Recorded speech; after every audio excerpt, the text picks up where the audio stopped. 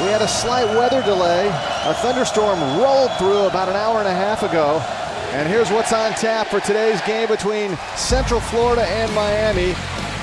Randy Shannon visits the troops. We'll tell you about that trip, which was unbelievable. We'll go inside the coach's office, look back at perhaps the greatest player to ever suit up for Central Florida. And the buck stops here in South Florida. Central Florida won the toss, deferred to the second half, so the Hurricanes will receive. And we'll get an opportunity to see Private Benjamin. That's Travis. And according to Edwin Pope, the legendary sports writer from the Miami Herald, he's now named the Blur from Belle Glade. And you'll see why. They want to get him a lot of touches. He gets one right away, hopefully, for the Miami faithful on the kickoff. Darren Daly, former Hurricane, kicks off. And here comes Benjamin, fielding it at the 6. This kid doesn't need much room. Got by one tackler and goes down at the 22. A pickup of 17 on the return. Let's check in with a third member of our team, Melissa Knowles. Melissa? Doug, as of Thursday, Miami had 13 players on their injury list. Coach Shannon told me he's not going to sit and complain about it. He's not even going to sit and sing the blues about it. That's just a part of college football. One good thing about these freshmen is that they're feisty and that they never give up. One thing you want to watch out for, though, with Miami is they are on a 2-game home losing streak right now. They have not lost 3 in a row at home on a Saturday since 1963. All right, this is the new home, the Dolphin Stadium, as you look at the new quarterback, Robert Marve, the freshman from Tampa, a redshirt freshman. Mr. Football back in 2006. On the ground is Greg Cooper. Big gainer for Cooper. That's a first down after a pickup of 18 yards. Well, they caught him in a good stunt. Central Florida was working away from the play. Greg Cooper saw that. You see how it cut back real quick, Doug? That's where the lane was vacated by the defensive tackles. Gave him a chance to get to the second and third level for a nice pickup. Jason Vinson on the stop for Central Florida, the free safety, and a lot of those secondary players for Central Florida will be making a lot of tackles today. There's Marv. Those are the numbers. Getting comfortable, his first start 4 weeks ago in Gainesville against the Florida Gators. Marv gets pulled down from behind, no gain. And that was Bruce Miller with a nice stop for Central Florida. Here's the offensive line, Xavier Shannon, the coach's son. He's been the rock for this offensive line. Jason Fox caught a touchdown last week against FSU, a tackle-eligible play. But they're breaking in some youngsters, lots of weapons. We told you about Travis Benjamin. Greg Cooper at tailback, Aldarius Johnson, super fast on the outside. Second down and 11 now for the Hurricanes. That's Cooper lined up behind Robert Marve.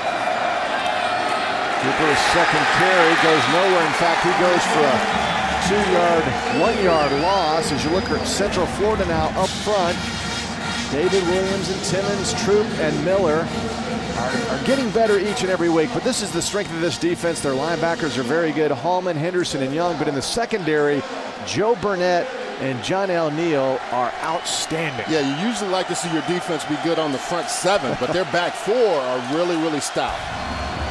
Both teams in desperate need of a victory, although Central Florida coming off a come-from-behind win at SMU a week ago. Third down.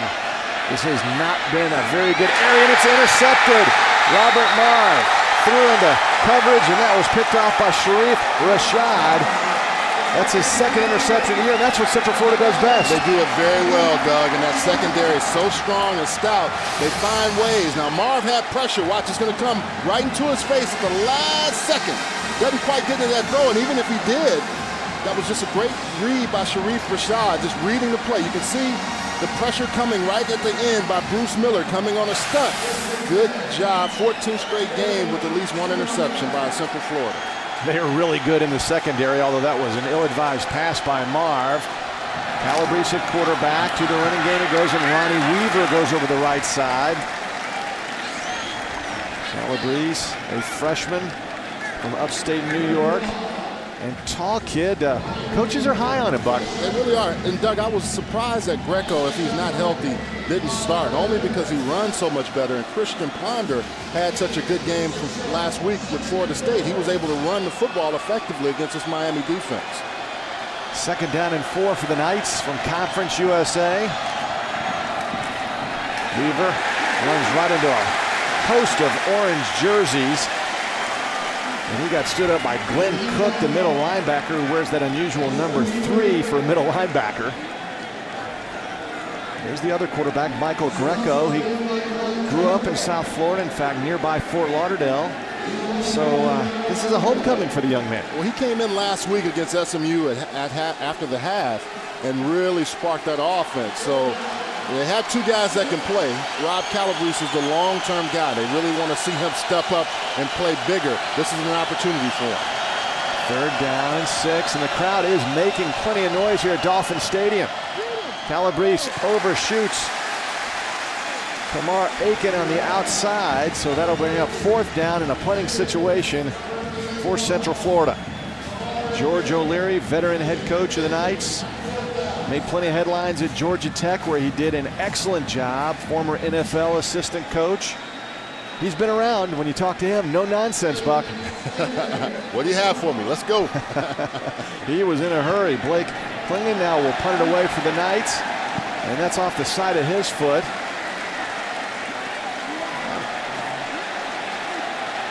Hurricanes will have good field position. Their second try for Robert Marve. That was only a 6-yard punt.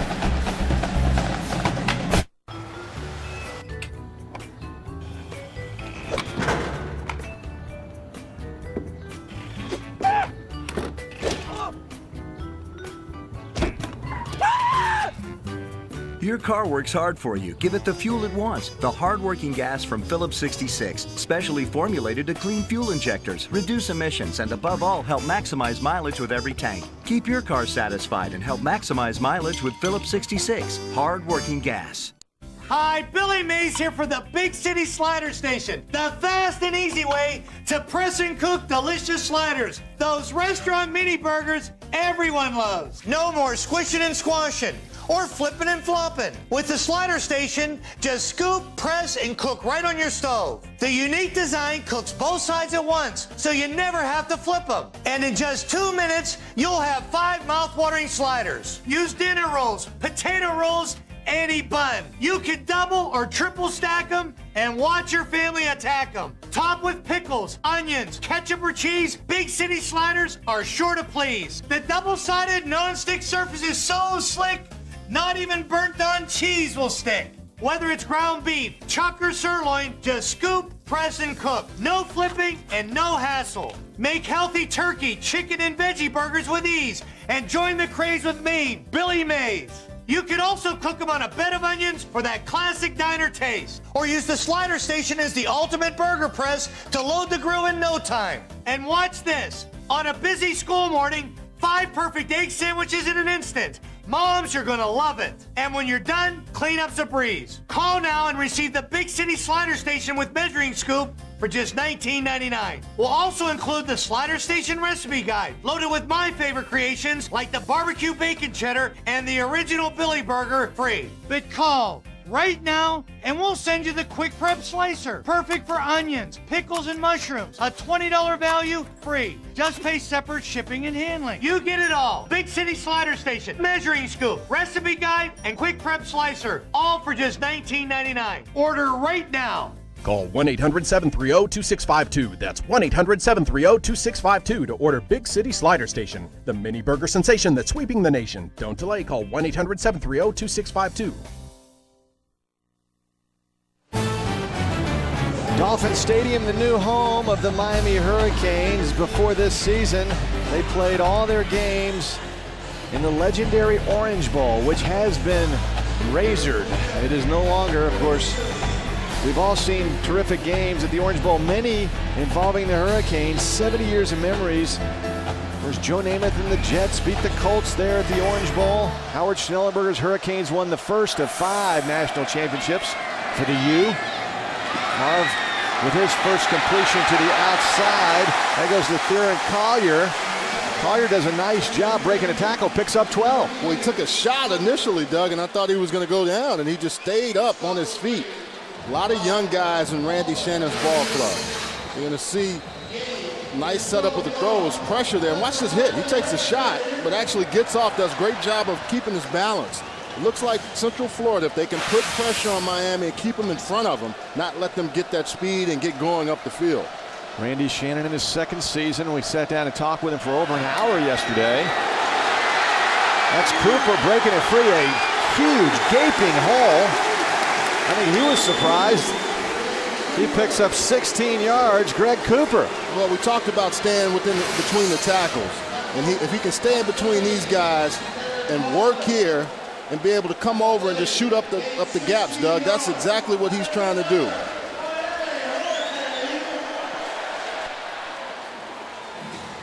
He's able to get up the field and do a very good, effective job. And you can see him running there with power. Once again, that's the coach's son, Xavier Shannon, the senior center, and Cooper goes right over number 55 and picks up 3. So Cooper's gotten off to a rousing start for these Hurricanes. Yeah, he's a very effective guy inside. The big, strong center. He transferred, played at FIU for his first 4 years, got his undergrad degree, and thanks to that NCAA rule, he transferred to Miami to start a graduate program that was not available at FIU, and so now he's playing for his dad. All of the two, according to his dad, they do not speak during the season about football. It didn't sound like they communicated much at all. Marv, his pass gets batted down.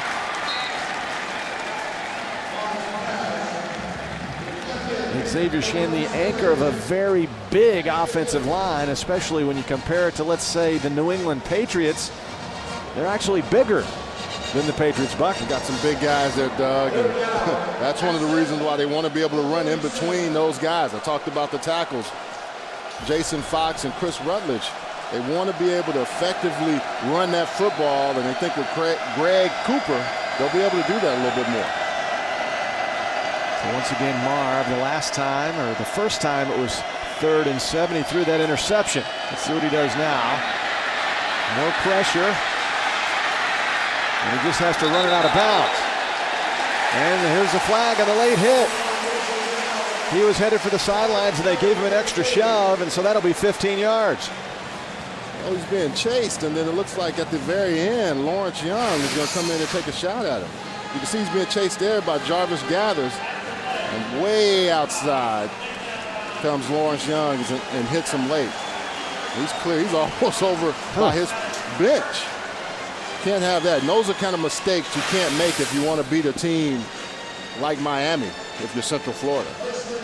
Yeah, and talking with Dave Huxtable, the defensive coordinator for Central Florida, those mental mistakes are driving him crazy. You know, they're a young defense, except for the secondary, and those kind of things, he said, they're killing them all season. Well, they hurt you because you think we're making plays, we're getting stops, and then we do things like that to hurt ourselves. New set of downs for Miami after the 15-yard penalty, and Marv has time over the middle in the end zone, overshoots Travis Benjamin. I think Benjamin was open. He was, and also the offensive line as well as Greg Cooper did a very good job of picking up the pass pro.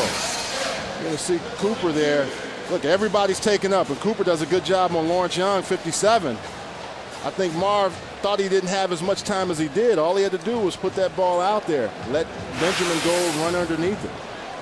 That was a good example, though, the kind of rifle that Robert Marv has. I mean, that had some velocity behind it. And let's not forget, he's a redshirt freshman, so he's still learning as well. Flip back to Cooper. Cooper trying to get the outside, and he cannot. That's good speed by Lawrence Young. Picks up 3. Actually, he's thrown for a 3-yard loss, excuse me. Well, he's going to get chased from behind, but you can see the flow of the defense. Look at Lawrence Young. Had him in his eyesight all the way, just stayed with him. That's what we talk about, flow and then fill the hole. He did a very good job there. Linebackers, you have to be able to do that. Play with your eyes and take your feet to where you want to go. I'm impressed by this crowd making lots of noise. This isn't the Orange Bowl as far as volume, but they're making themselves be heard. Benjamin, touchdown Miami, and that'll get the crowd on their feet. That was beautiful, 25-yard strike. Well, Doug, they tried it earlier. They tried to go to him, and they missed on that play. That time it was cover 2. They had Benjamin in the slot on the other side. Good call by Patrick Nix of setting that play up and getting them to the middle of the field. Benjamin, the young man from Belglade, which is just north of here. See, Benjamin's in that slot over there. They flood that zone. He comes back across the middle. The middle of the field in cover 2 is always open, and when you have that much speed, it's an easy throw and catch. And the extra point by Matt Bosher is good. And just like that, the Hurricanes march down the field in impressive fashion. The offensive line is giving their quarterback lots of time, and Robert Marr finds Private Benjamin in the end zone. Hey, Vincent! Go State! Hey, Ham, why did that guy call you Vincent? Because that's my real name, Bergwood. It is? How do you know that? He's my Allstate agent. Oh, he insures your car. And my boat. You got a boat? Ah, my wife is a big-time skier. You're married? Allstate agents know who you really are and what you really need. Call one today for a free Good Hands coverage checkup. Are you in good hands? Where'd you meet your wife? Pilates. She's European.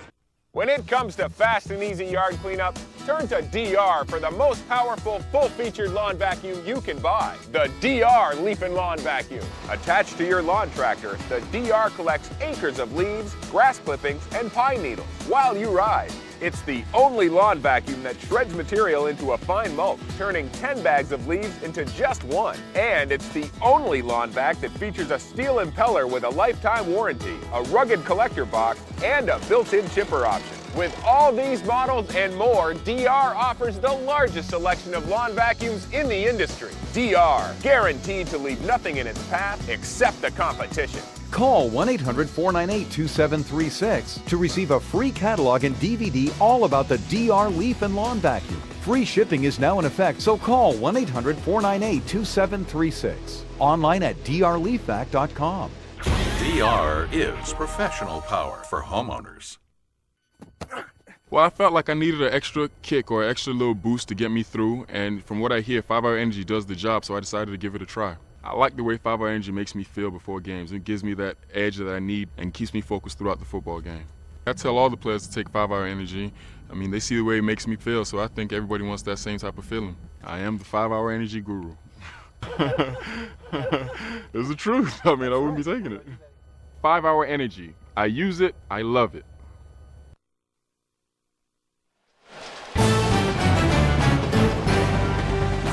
ESPNU College Football is presented by Allstate, proud sponsor of college football in the 75th Allstate Sugar Bowl. Are you in good hands? Beautiful scenery in South Florida. There's the boat that Buck and I rented yesterday. Got her out pretty good there in the harbor, didn't we? Yeah, we did. Caught a few fish. Taking advantage of all the good things down here in South Florida. Of course, the one thing that you find that happens is those pop-up thunderstorms that we had about an hour and a half before kickoff. A lot of lightning in the area, but it's all cleared out now. And that was an excellent kick into the end zone by Bosher. One of the few kickers who does it all. Kicks off, field goals, and punts. Matt Bosher. Hey, the buck stops right here in Fort Lauderdale. Buck? Well, what you want to look at is right there. Those three guys. Center and two guards. That's Orlando Franklin, Xavier Shannon, and A.J. Troop. The real key with those guys is that they're able to stop the real big pressure that Central Florida wants to bring from Terrell Troop and Travis Timmons. If they can do that, they're going to be effective today. That was a 68-yard drive, only 8 plays for the Hurricanes. 1st and 10 now from the 20. Calabrese quickly to the outside, has his man for a short gain. That's Brian Waters. Waters is from Rome, Georgia, a senior. You know, Central Florida has 18 players on their roster from Broward and Dade County, so this is a meaningful game for those kids. And there's Benjamin. Get a good look at him because he is going to be a playmaker for years to come. I know Michael Irvin earned that tag here at the U, the playmaker, and you mentioned he might be playmaker too. He's got that kind of ability. Calabrese, the quick 3-step drop, again overshoots his man. He's been off the mark early on. He was looking for Kamar Aiken. Hey, more college football action on your way tonight on the U. 7:30 Eastern at Utah State against San Jose State. Then at 10:30 Eastern, Tuskegee against Morehouse. A long-time rivalry between those schools. College football presented by Citi on ESPNU. Also available ESPNU high definition, crystal clear picture from Dolphin Stadium. And a gorgeous Saturday afternoon. It's 3rd and long. Calabrese with a first down, and that's a strike to Brian Waters. I was just getting ready to say, Doug, they have to make a play on 3rd down. This is where Miami's been awful in conversions defensively. And what you're going to see with Calabrese coming and moving around the pocket, and he's able to fire the football in there effectively. He pulled back and just got it right in the area he needed to. Brian Waters. This Central Florida offense is missing Rocky Ross, who's out for the season, I think, with a broken collarbone. And that offense has really faltered when he left. Let's see if Calabrese can work on that completion, and he overshoots. Waters on the outside. He's missed on a few balls, either the slants or the outs. The receivers are running at 5, and he's going it too high or he's going it too far inside. Charles, we saw that 15-yard completion on 3rd down for Calabrese, and the Miami defense, as you mentioned, 50% of the time opponents have converted on 3rd downs, and that's 111 out of 119 schools. That's not good. They've given up 9 touchdowns via the pass this season. Only other school in the ACC more is North Carolina State. That's it. Complete on the outside, but Bruce Johnson, the senior, one of the few seniors in this defense, closed quickly. That's just a 1-yard pickup. Bruce Johnson is a pretty special player for this Miami defense. You know, you talk about guys, you can think of many names of great Hurricane defenders, but he's one of those in that class, along the lines of Ed Reed and some of those other guys here recently that have really played effectively. Kenny Phillips, who was drafted last year, he really plays well. They just want to see him get more interceptions. Only 1 on the year. Let's see if the Hurricanes can tighten up now on 3rd down. The Knights trying to take advantage with pressure. Calabrese throws incomplete. He was just hassled all the way from the pocket all the way to the sideline. So Calabrese made that nice throw, but George O'Leary's bunch will have to punt it away. Well, he was actually lucky on the last throw, and this time the Hurricanes did a very good job of just not letting him find that window to throw the ball through. Blake Klingon, his second punt. His first only went for 6 yards as Benjamin now gets back to the 20-yard line. Putting pressure on him, it's blocked. That goes out of bounds. That's the opportunistic special teams that used to be a staple at the U, and they're slowly getting that swagger back. Richard Gordon, backup tight end. Well, he's going to have a good opportunity to get in there and get this block. He's right in the middle, and he's just going to come clear and just get right there and get the block. Doesn't get picked up. He runs an X game and just does a great job. You can see him. Whenever you do an X game inside, the center has one guy, but usually he's so focused to get off the ball and go up the field that he misses his guy, and that's Richard Gordon coming right up the middle. Yeah, that was a breakdown because the long snapper went right and left that gaping hole as Marv throws too high for Benjamin. Will bring up 2nd down. Those are the kind of plays that can turn games. You know, and then you look at coming back right after the next play. Doesn't look like anybody knows. They're trying to get outside and run a screen, but it looks like Travis Benjamin comes in too quick, doesn't let the play develop. And you can see that the receivers are looking around, hey, we didn't even get a chance to block for you on that. And Greg Cooper now takes a nice shot but falls forward, picks up 4. I like the way Cooper is running. Actually, that's Deron Thomas now in the game. He's a senior out of Louisiana. That's good hard-nosed running. Now, we saw that mix-up on the pattern there, Buck, and Pat Nix, as we talked to him this week, said that's one of the issues with these young receivers. They're getting better every week. Still need to do a better job of recognizing coverage. They're not used to getting this many looks. and they have to adjust. I talked to him today. He said they just need time. And he and Aubrey Hill, the wide receiver coach, say we go over it and over it. They just don't understand it quite yet, and they're getting it. They're getting it. Marv with pressure throws to the outside, has his man. That will be short at the first down. And he hooked up with Diedrich Epps, big 6'4" tight end, picks up 3, and it'll bring up 4th down. It's pretty impressive how Marv was still able to complete that pass, getting hit as soon as he threw the football.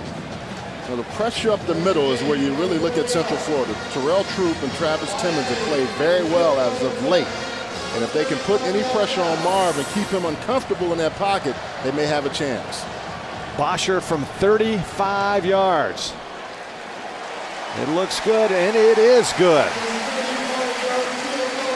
The Hurricanes have jumped out to a 10-0 lead over Central Florida, the first time these two schools have ever met on the football field.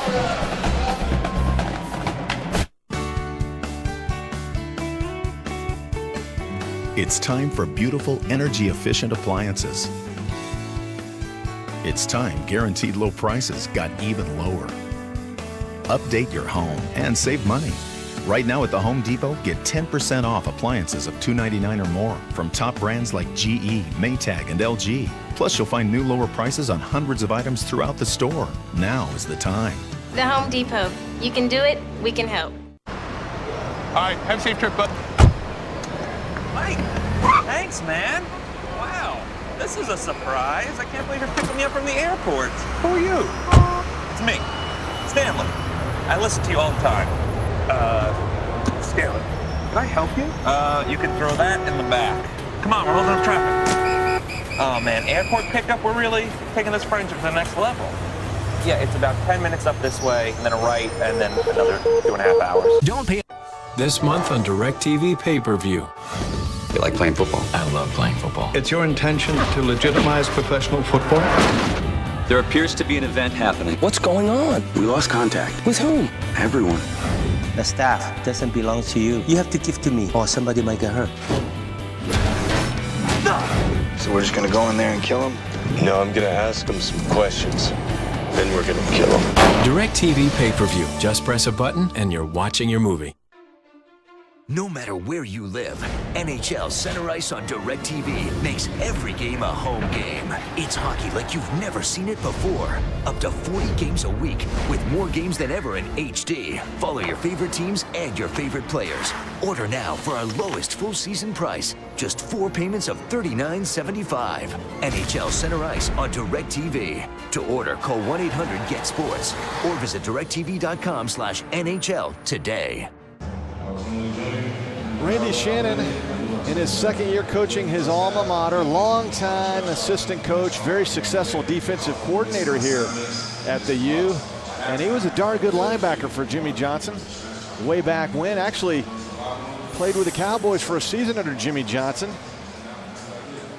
After a couple of years, his NFL dreams dried up, came back, and he said he didn't know he would be a coach for the longest time here. Dennis Erickson asked him, hey, do you want to coach maybe? He said, yeah, sure, why not? He was working out, thought it would be a good idea to transition, and the rest is history, as they say. We'll talk more about Shannon and a big trip he took here in a moment. Bosher with the kick. And Hill brings it out to the 25. That was a 13-yard return as we check in with Melissa down in the field. Doug, over the summer, Coach Randy Shannon took a trip to the Middle East as part of Armed Forces Entertainment. The theme of the trip was different teams, same colors, red, white, and blue. He, along with Georgia coach Mark Rigg, Tommy Tuberville from Auburn, Jack Seidlecki from Yale, and Charlie Weiss from Notre Dame, all went over there to really talk to some of the troops. They also did some meet and greets. They coached a flag football game with men and women, and they ended at the White House meeting President Bush. Yeah, Coach Shannon, as we see a short game by Central Florida, Coach Shannon said it's something when the White House calls. The president says the president is on the phone, and he said hello, and President Bush invites him on this trip over to the Middle East, and he said it was a trip of a lifetime. Yeah, he said it was a great experience, and you know, reading what some of the other coaches have said on that same trip, they just couldn't say enough about how special it was to see all the troops and everything that was going on overseas. Calabrese now on 2nd and 10. He'll keep it himself. Falls forward for a short gain. Just picks up 3. Glenn Cook again, very active. And the Central Florida player is down on the turf. Tight end. Third down. That's Corey Rabazinski. He was coming across and got rolled up the back of his leg. He was blocking and it looked like the pile may have came on the back of his leg. He's the tight end in motion there, and he comes in. You can see he's right in front of the play. He's driving back 84, and then Calabrese just rolls on his ankle. They do that a lot with their tight ends. They move them around. And hopefully he's okay. Big kid. That left ankle definitely got bent. So we'll see if he can return today as he'll go to the sidelines and probably get more tape. As you look at George O'Leary, what a job he has done at Central Florida. They were the Conference USA champions a year ago with 10 victories. Brand new stadium over in Orlando, an indoor facility, the only indoor facility in the state of Florida. And what a turnaround it was, Buck, from 04 to 05, and then last year, the double-digit victories. Pretty good stuff from the veteran coach. Calabrese nowhere to go, and he gets sacked. Alan Bailey with a trip up from behind. That's a 3-yard loss and another punting situation for the Knights. Well, if you look at the left tackle, Patrick Brown, he's the most experienced guy to the left of your screen. Doesn't hold his block very long. And he held the block long, but Calabrese has to make a decision. At this point, once he went with that first movement, he either has to tuck it and get down and get some yards. Klingon finally gets a punt away. This is a booming punt to Benjamin. Fielded at the 18. Looking to get to the outside. Better hold on to that football. He had to kind of stick it out there, Buck. That's dangerous. Boy. And he finally goes down. 47-yard kick, 5 on the return. Live coverage of women's college soccer on the U begins Sunday afternoon. It's UConn against West Virginia. That's women's college soccer on the U Sunday at 2 Eastern. And don't forget ESPNU.com, your gateway to all things in college sports. Really good stuff. Columns, video, audio highlights. Find out what Buck is up to. It's ESPNU.com today. New quarterback, Ja'Cory Harris, always gets to play in the first half. Young man who came from Northwestern High School. They were the national champions in high school football last season. Greg Cooper over the right side. Boy, Cooper is showing me a burst today. We had him last year, Buck.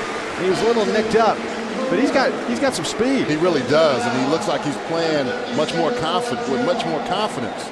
Ja'Cory Harris now in the game. They're going to give him at least 1 series, maybe 2 in the first half. And he is just one of those guys. He won the Charleston Southern game for him. Marv was out that game, and now, he wants to play, clearly. But he's trying to get in the game, and whenever he does, they want to see what he can do because they like both of these young quarterbacks. 2nd down and 2. It's Cooper. Got tripped up, will come up short. We talked about Randy Shannon. We talked to him about Ja'Cory Harris. He says, hey, Ja'Cory's is still a leader. He's in a unique situation, even though he's not the starter, because he and Robert are building this team for the future, and he emphasized together. As we bring up 3rd down. That'll be illegal procedure against the Hurricanes. Ja'Cory Harris, he was an all-star at Northwestern High School. As we check in with Melissa.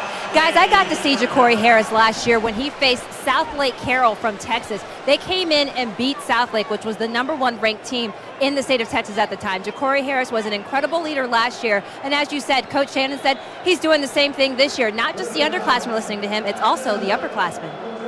The other thing about Ja'Cory Harris is that he's in a precarious situation. He wants to play, but he also knows that Robert Marv is the starter. And the only issue is when he comes in, they have penalties like this sometimes, and it slows the team down. Harris has his man. It's a first down, and that ball breaks free. Nope, incomplete. He had Theron Collier, and Collier just couldn't pull it in. It was a good throw by Harris. Collier just couldn't make the play. But once again, they're in a 3rd and long situation. Harris with a nice throw on the run. Collier should have had that, but it was a good play by the defender of knocking the ball out, not allowing him to tuck it away. And you can see why Ja'Cory Harris is so exciting. He has that ability to move and throw on the run. Matt Bosher from Jupiter, Florida. That's just up the coast, about an hour's drive. And he shanked that one. We've seen 2 shanks now, 1 from each side. And Bosher will not be pleased with that. That's just a 15-yard punt. We told you about the Knights with those 10 victories a year ago. They went to the Liberty Bowl as Conference USA champions, and then in their brand new stadium, 2nd season, they host South Florida, and it was comeback time. Rabazinski went out with that ankle injury moments ago, caught a touchdown, and then Greco finds Rocky Ross, who's also injured. But they come roaring back in the 4th quarter to force the overtime, and Matt Grothe finds Torres Johnson, and South Florida torches the Knights in OT. Incomplete, just off the fingertips of Brian Waters, who had a step and a half on the defender. Doug, and you can see why Central Florida coaches are excited about Rob Calabrese. Although they struggled here today, you can see not many yards and having the punt on their first 3 possessions. But that was a very nice throw. Tim Salem, the offensive coordinator, said, along with George O'Leary, we like him. We think he can play. He just needs to see more action in the game. 2nd down and 10. And the ground game has been almost non-existent for Central Florida this season, although Ronnie Weaver, who was weaving through tacklers there, gained 123 yards last week, but it's been a struggle. Well, every single time he's run the football, it seems like somebody is in the backfield, either Marcus Fortson, Dwayne Hendricks, or Joe Joseph. Fortson was in so quick, he didn't allow Weaver a chance to really find the hole. The U, that's the insignia for the U. 5 national championships. Boy, Randy Shannon loves talking about that. Central Florida, Calabrese. He pumped to the left and then fired to the right, and Brian Waters was in a mere jog. He wasn't expecting the ball to come his way. He didn't run the route. Brandon Harris was probably the best receiver on that play, even though Calabrese had a guy inside for a minute. Watch, he's going to go the other way, throws his shoulders the other way, but stays on this side. And Brandon Harris, the true freshman starting today, just stayed with Waters. Klingon, another clean punt. A towering punt that goes into the end zone. That's a 43-yard punt. 0 on the return, but it will come out to the 20-yard line. And so that's where the Hurricanes will take over. As we check in now with Lowell Galindo in the SportsCenter U studio. Guys, this one is about USC getting up early on Arizona State. Mark Sanchez is playing despite the knee injury, finding Damian Williams to make it 14-0. And guys, Vandy also down to Mississippi State by 3 in the 3rd quarter. All right, Lowell. That was my upset pick. I told Buck a week ago, look out for the Bulldogs in Starkville. Ja'Cory Harris fires to the outside, almost picked off. Again, the secondary for Central Florida is really good. They bait you in the throwing balls, too. John L. Neal right there, Doug. He did a very good job of just kind of letting Ja'Cory Harris think the receiver was open and come underneath. Hey, here's the kid, Buck, from Baton Rouge this summer. We'll talk about this story. Caught in a bad situation, wrong place, wrong time, shot 4 times in the chest. John L. Neal, and here he is playing today. What a story as you look at Ja'Cory Harris again, the young man, 30-0 at Northwestern High School in Miami. Greg Cooper. He's thrown for a loss as that Central Florida defense now gets active. That was a loss of 3 yards. very good defense and pursuit on a good running back. I mean, they just do a very good job of not ever letting him feel like he has a hole. Watch, he has a defender there, Lawrence Young at his feet. Then he has another. I mean, just guys are coming all over. He doesn't quite know, can I get away? Nope, I can't get away from all of them. Just good pursuit angles by that Central Florida defense. Now, Vincent, 45, is the leading tackler for Central Florida, which is not a good thing when your free safety is leading tackler. But he gets the job done. Harris now setting up that screen to Cooper, and that goes nowhere. It's a veteran defensive backfield, and they know and can kind of smell things out. That time that was Darren Baldwin. That was kind of in the mix also, waiting. Just kind of waiting to see when they would throw the football. There's Harris coming to the sidelines. Started the first game against Charleston Southern, so actually he was 31-0 and has experienced the taste of defeat here lately. But he didn't start those games. Okay. All right. I'm sure that's what he would say. Bosher after that terrible punt a moment ago, now with a booming, spiraling kick. Again, that's Burnett breaking a tackle. And look at Joe Burnett breaking it to the outside, and he's brought down from behind. What an exciting player. No flags. That was 46-yard punt, a 33-yard return. He's 13th in the nation in return yards. An All-American candidate. Sam Shields saves a touchdown. Hurricanes jump out on top, but Central Florida trying to roar back now as we begin the second quarter in just a moment. UConn versus number 18 West Virginia, Sunday at 2 Eastern, only on ESPNU. So here we are in the fourth quarter, no time left, and the touchdown is under review. Hey guys, what do you think? We're not ready to go yet. Is there any way you can send this thing into overtime? No problem. I don't know what he was looking at, but we're going into overtime. Buffalo Wild Wings, you have to be here. This could finally end it. Oh, my. Did your last painting project look like this? Spills, splatters, messy rollers and trays? What a disaster. Dump the tray and do it the easy way. Hi, Billy Mays here for the Easy Roller. The fastest, easiest way to paint anything without the mess, guaranteed. With Easy Roller, you just pour and paint and keep on painting. It's like having a full can of paint right in the palm of your hand. So you can transform any ordinary room into a designer showplace in just minutes. With the Easy Roller, you can paint an entire room without stopping in half the time. The built-in reservoir automatically dispenses the perfect amount of paint to the roller for fast one-coat coverage and professional results every time. For those rough textured surfaces, just turn the quick flow valve and instantly more paint is released to the roller for that same one-coat coverage on stucco, concrete, paneling, or brick. Take it outside to stain decks, paint fences, exterior doors, and garage floors. Easy Roller makes it easy. Old-fashioned rollers drip and splatter, and you're constantly up and down a ladder. The Easy Roller takes the mess work out of paint work. It never drips. It never splatters. You just paint and keep on rolling. Call now and you'll get the Easy Roller and the Easy Pour Jug for only $19.95. But call right now and we'll send you the Easy Roller Trim and Edge Kit, complete with edge tool, tray, and 4 rollers. Perfect for painting around windows, baseboards, plugs, and switches without masking. And we'll even include the extension pull for those hard-to-reach spots. These bonuses are a $40 value and they're yours free. Just pay shipping and handling. You get it all. An $80 value for only $19.95. Here's how to order. To order your Easy Roller and Trim and Edge Kit, call 1-800-839-1627. That's 1-800-839-1627. Call 1-800-839-1627 and order now. Welcome back, Dolphin Stadium, Fort Lauderdale, and Central Florida in position. Joe Burnett covered up there by the coach, but what a return, Charles. That was exciting. Yeah, he is electrifying. Every time he touches the ball, we talk about Travis Benjamin. Got to throw Joe Burnett in that picture as well. Calabrese, the freshman, started and is still in there, quarterback, trying to get Central Florida on the board and overshoots his tight end.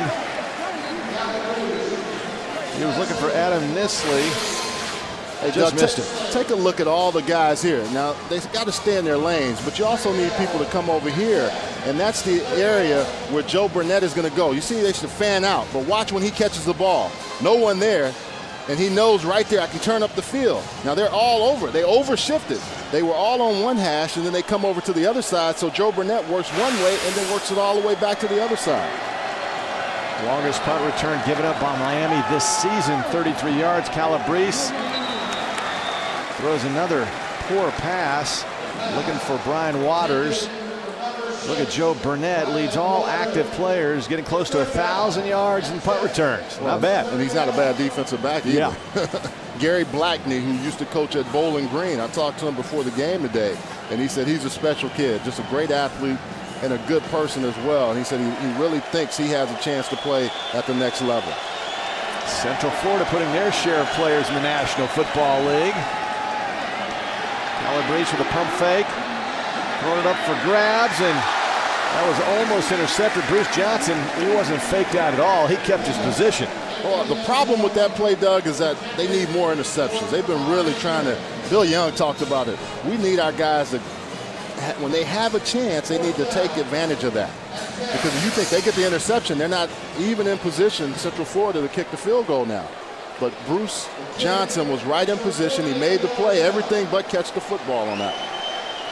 48-yard field goal attempt now for Darren Daly, who was the University of Miami kicker just one season ago, and this will make him feel really good. Oh yeah, he's all smiles. Lost his job last year when he missed a field goal against NC State in overtime. And like Xavier Shannon at Miami, who's now on the offensive line, he got his undergrad degree, transferred. Illegal formation, offense. Not enough men on the line of scrimmage. 5-yard penalty from the previous spot. Remains 4th down. Ooh, that's killer. And those are the penalties that just absolutely hurt you. You know, not enough guys on the line of scrimmage.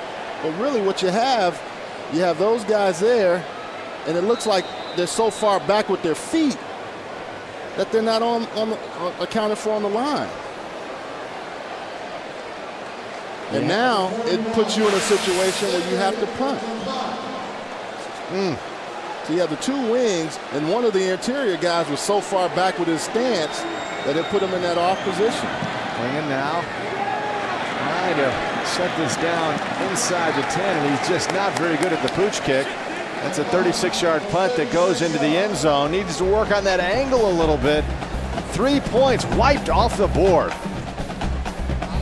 Nissan set out to create the perfect on-road vehicle, and in the process, created a category.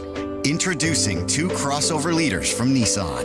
The redesigned Murano, awarded as an IIHS top safety pick, and the versatile Rogue, named 2008's best new small crossover. Lease the 27 MPG Nissan Rogue, just $199 a month. Don't follow the leader, own one.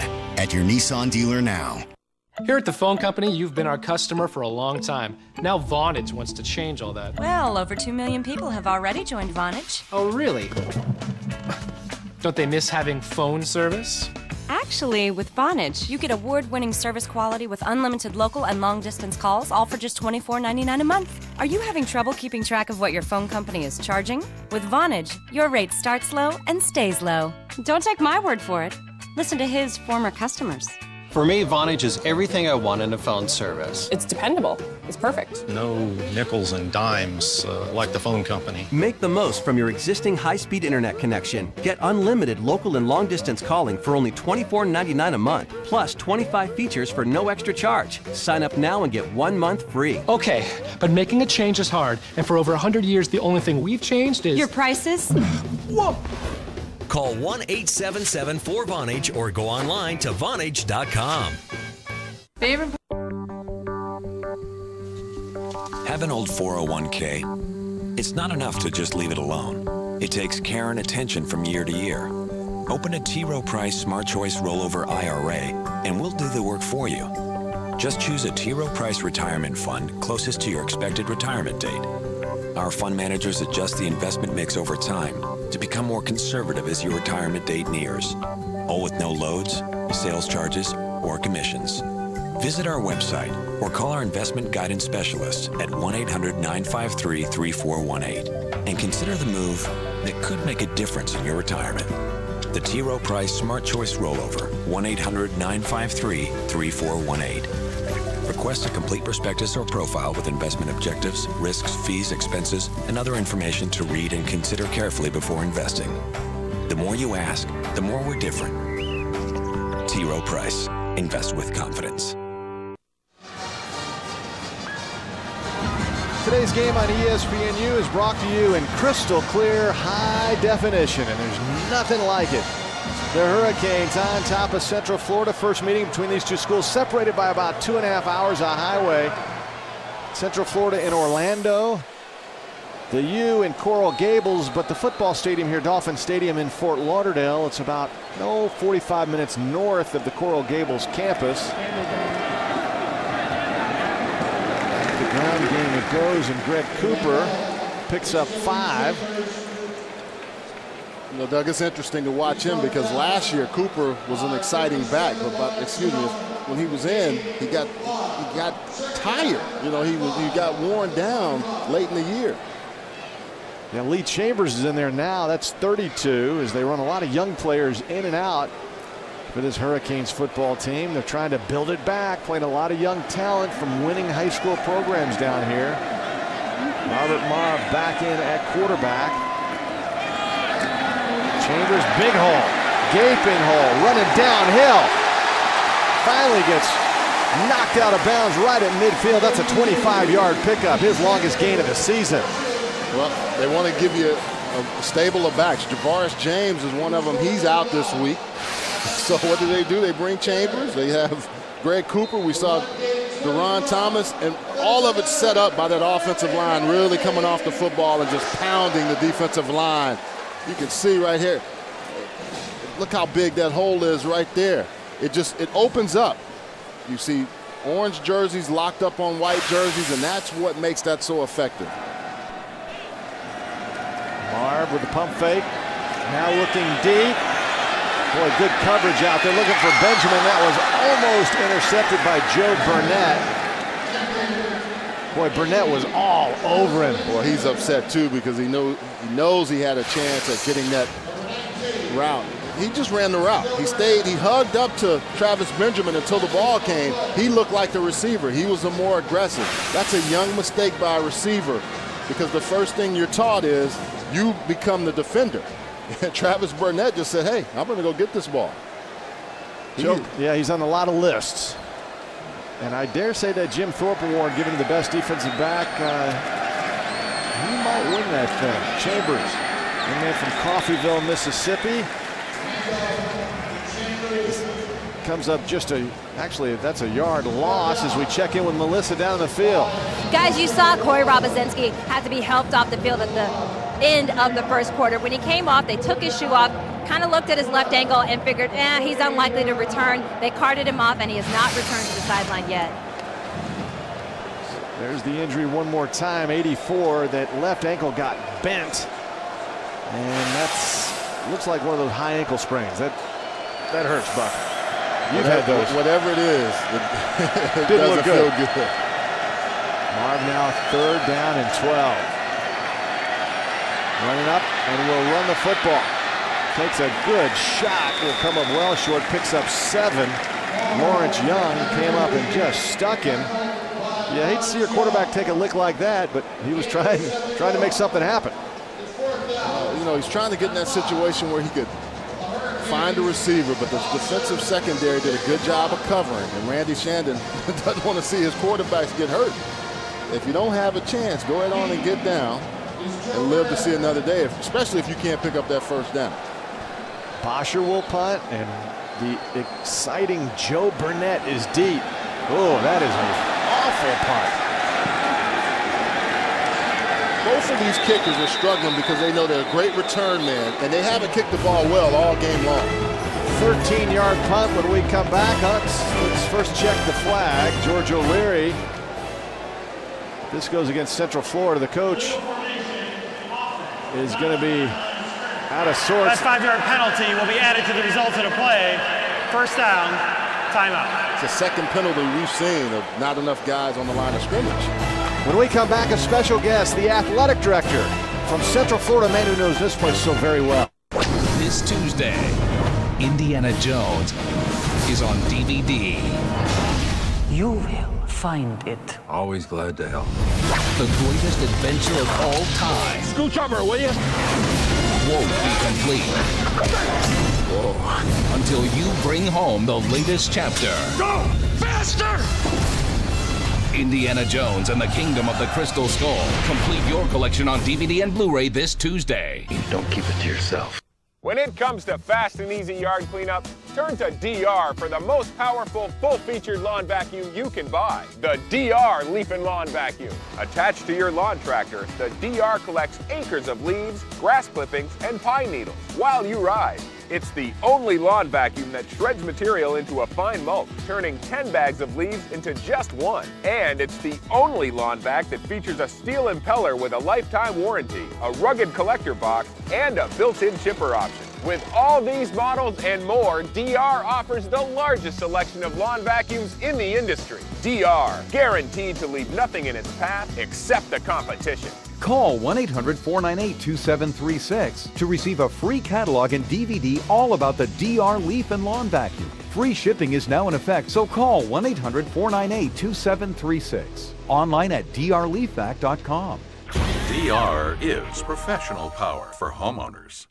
The first time I took 5-Hour Energy, I didn't feel bad afterwards. You know, usually you take energy drink and along the next 3 hours at some point, you just hit the wall. And I never hit that wall. It just was a natural energy that stuck with me for a while, 5 hours or so. One of my friends on the team, a guy I'm with a lot, he uses it and he likes it. You know, he calls me, make sure I have 2 when I come in the morning, because he always needs one. I said, well, go buy your own, but I'm kind of like the 5-hour designated driver.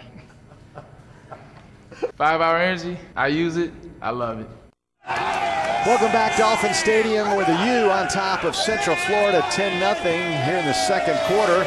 Keith Tribble, star football player for the Gators back in the 70s for head coach Doug Dickey. Look at that shot. He was a great offensive lineman, and now he is the athletic director at Central Florida as we go down to Melissa on the sideline.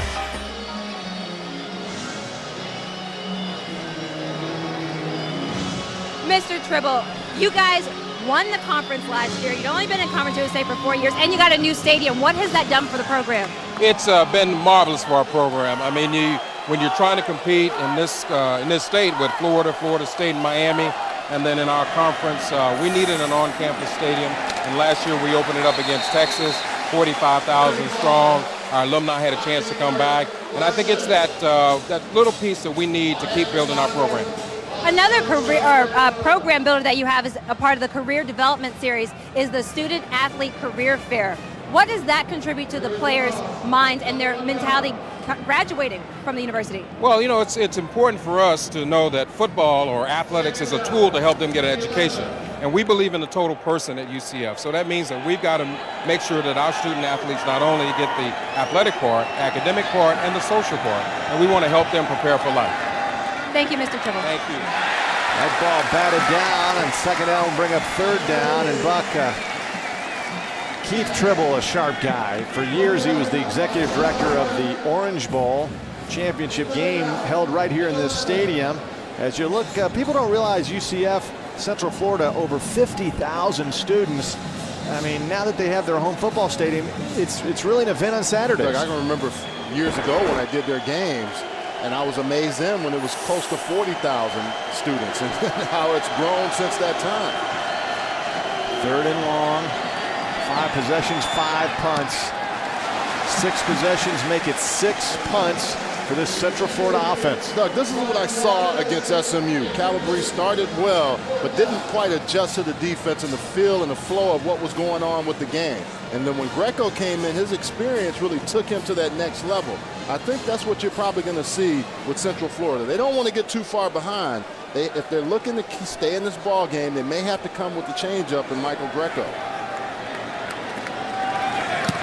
Klingon, another punt, his 6th of the day. One bounce, and here comes Theron Collier looking for a block, and I think that was a block in the back. Yes, indeed. He gets wrestled down at the 25, but that's going to go back. A 39-yard punt. -1 on the return. Again, this is a Conference USA officiating crew headed by referee Adrian Hill. Central Florida, a member of Conference USA, the defending champs. Illegal block in the back during the return. Number 8. 10-yard penalty from the spot of the foul. First down. Let's join Lo Galindo in the studio for a SportsCenter U in-game up. Doug, Vandy looking for a little magic against Mississippi State, but after a Chris Nixon interception, Kristen Dupree with the touchdown, making it Mississippi State's lead 17-7. Vandy does have the ball. All right, Vandy tried for their 6th victory and for the first time in history a 4-0 start in the SEC, but I don't think it's going to happen. It's so tough to win back-to-back ball games like Vandy had and get all the pressure, especially after that Auburn game. You mentioned it. He said, hey, this is a chance for them to slip up this week. Back to the ground it goes. Cooper back in for the Canes. As we look at the top 25, Commodores their highest ranking since 1956, and boy, are they whooping it up, but it looks like they may go down today in Starkville. Carolina and Butch Davis, the former Hurricanes head coach, on the rise. And what about Ball State breaking in the rankings? Best team in Indiana right now. The Cardinals. Hey, they're playing better than the Colts right now. 2nd down and 9. And Cooper showing that burst. Gets close to the first down. Cooper last year played at about 180, 185 pounds. Now he's a rock-solid 200 pounds, Buck. He's put on that weight, and he's really gotten quicker. Well, the other thing that he's done, Doug, is that he's just really focused and got a chance to understand the offense better. A year in the program helps you get more and more comfortable. And I talked about it before. Running between the tackles was not an area where he was as proficient. He wanted to get outside. But I see with that extra poundage and weight he can sustain. 5 games into the season last year, ran well. Then after that, his body just wore down. Play action fake over the middle. And another terrific defensive play, although a flag comes down. That was on Jason Vinson. Got it with the left hand, but obviously that body was hanging on the receiver. Watch number 2, Cooper Pass here. Interference. Great blitz pickup. Number 45. Ball will be advanced to the spot of the foul. Automatic first down.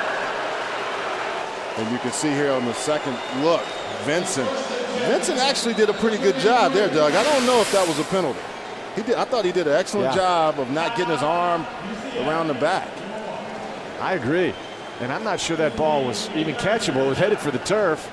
But nevertheless, that goes against the Knights. Talk about pass protection. Your running backs have to not be afraid to stick their nose in there. And that's what Cooper has shown this year a lot better than he did last year. Looking at Dave Huxtable, the defensive coordinator. All-State presents Bergwood on location today. We look at Central Florida, 11-13 all-time versus teams from the state of Florida. First time they've ever played Miami, by the way. The Hurricanes with an impressive record all-time versus teams from the state. 71 players from both teams are from the South Florida, Miami, Broward, Dade County area. And we invite you to tailgate with Bergwood at Bergwood.net. Bergwood is making the rounds this season in college football. 1st and 10 after that penalty. To the ground, here comes Cooper. We're live at Dolphin Stadium, the new home of the Miami Hurricanes. Fort Lauderdale, no longer the Orange Bowl. It's Miami Gardens, Florida to be exact, right in the outskirts of Lauderdale. Doug Bell along with former UCLA star Charles Arbuckle and Melissa Knowles down on the sidelines. And for Central Florida, it's been a nightmare from the offensive side of things. They just can't move the football. But Doug, with all that said, it really could be 10-3. They took that field goal off the board. And then also, they've had a chance. They've had chances. So let's see what they can do moving forward. Marv read that blitz. Boy, he changed the play. Great ad-lib by the young quarterback as he picks up 8. He saw the blitz coming, Buck. Lawrence Young with a stop. But credit Marv on that play. Well, he did a good job of identifying and pulled the ball down. And listen to this hit. Young has had a couple of those on Marv so far today. Yeah, he has. He's been looking for Marv. Marv is going to know Lawrence Young, 5'7". But he got right up. Tough kid. Hurricanes dominating in first downs now, 8-1. Marv on first down, keeping that drive alive. Cooper goes forward. Picks up 3. And I remember Marv 3 years ago calling a high school all-star game in Fort Lauderdale for ESPNU. And he had verbally committed to Mike Shula and the University of Alabama. And then when Shula was fired and they hired Nick Saban, he says, no, I wanted to play for Shula. So he comes to the University of Miami. And it's interesting, Greg McElroy, a high school quarterback from Texas, had verbally committed to Miami. When Marv came down here, McElroy said, you know what, I'll go to Alabama. So in essence, Alabama and Miami just traded prospects. McElroy not playing much for Alabama. Marv the starter for the U, and that's picked off. That's going the other way.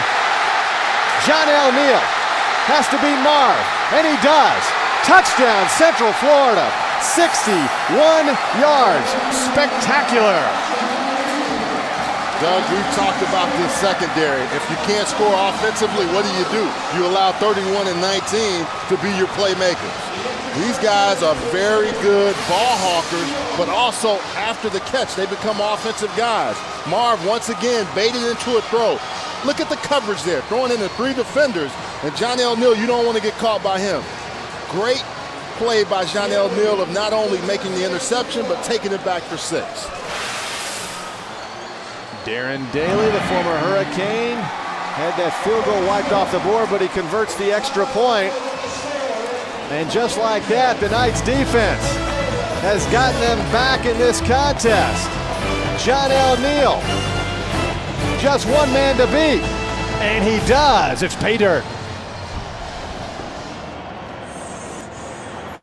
If you're looking for a comeback story that's full of heart. If you need anything, like money or something like that, don't you hesitate to call me now. You're not my father, Floyd. She said what? Keep looking. You knocked up my wife. Over from me first. I can't stand. For these two soul men.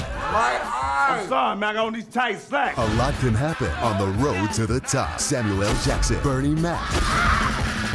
Soul Men. All that. Nah, Doug, what's wrong with you, mama? Rated R. Everywhere November 7th. Greedy. Colin? Yeah. It's me, Kyle. Hey. Come on, I listen to your show every day. Yeah, how you doing, man? Not so good, actually. Doctor says I probably need a kidney transplant. Ooh. Well, at least you only need one, right? You really do that for me? You give me a kidney? What? Oh, God! You give and you give and you give!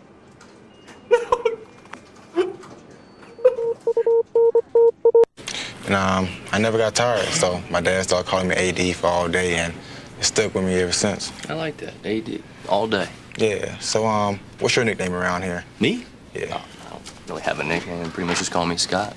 All day, what's up? Same. Hey, bedwetter. Guys are always clowning, you know. Bedwetter. Told you that in confidence. Johnny, go ahead and get this fax out. All right. It's very rare. The internet says there's 10 of them left. Let's ask our experts. Looks like a cat. Looks like a panther. Speaking of the Panthers, what do we like in the NFC South this year? Well, historically, the bottom team one year wins it the next. That's great news for the Falcons. Tune into the best team in football. Sunday NFL Countdown presented by IBM, Sundays at 11. The Knights are all revved up thanks to that unbelievable return by John L. Neal. It's now officially 62 yards and now tied with North Carolina for the most this season.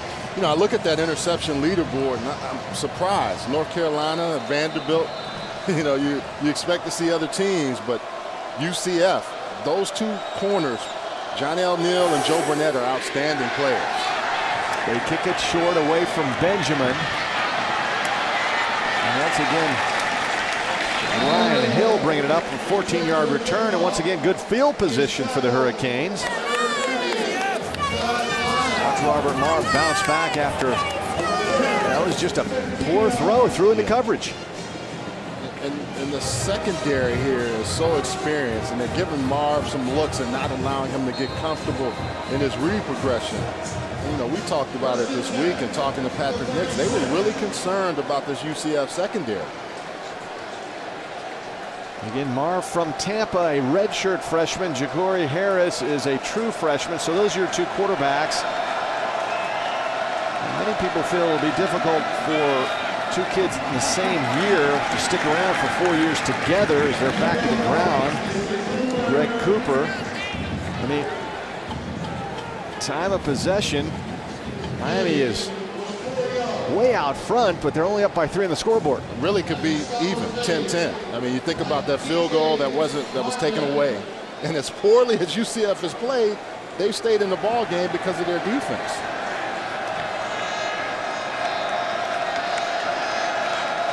And let's talk about field position also. Joe Burnett with the long punt return didn't get any points out of it, but that makes a difference for you as well. Two tight end look.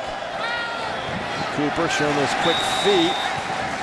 Picks up 3. It'll bring up 3rd down and 3. You know, we haven't called Terrell Troop's name much. Xavier Shannon has done a very good job of not allowing Troop, who for the last 2 weeks has played lights out football. Shannon, 6'1", 300 pounds, a very athletic center in there, and able to really uproot Terrell Troop at 6'3", 320. It's a good battle inside. You can see those big guys, 55 and 98, sometimes 95.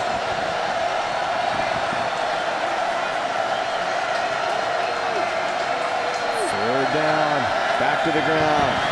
Cooper gets thrown for a loss. That active defense, and there is Lawrence Young. Wow, has he been all over the place. Well, Doug, you think about it when you watch teams like this or games like this, when a team from Florida, never having played Miami, a lot of these kids wanted to go to school here. So he's from Pensacola, probably didn't get recruited by him, and he's flying around the football. Hey, coach, you didn't want me? I'm going to show you how good I am. Well, there's Joe Burnett, all smiles. The kid, when you go talk to Joe Burnett, I mean, you're going to smile because he's always happy. Bosher, the punt. Burnett, oh, he gets hit, and that will be a penalty, I do believe.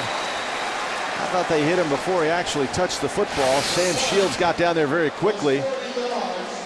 Caught it, bang. Now, boom, boom. Yeah, it was a boom, boom play. Good timing. Yeah, excellent coverage, and now Central Florida, then man, if they struggle mightily. Joe Burnett still trying to figure out what hit him. Of course, he's one of those return men who doesn't like to fair catch. No, he hates to. Crowd making some noise.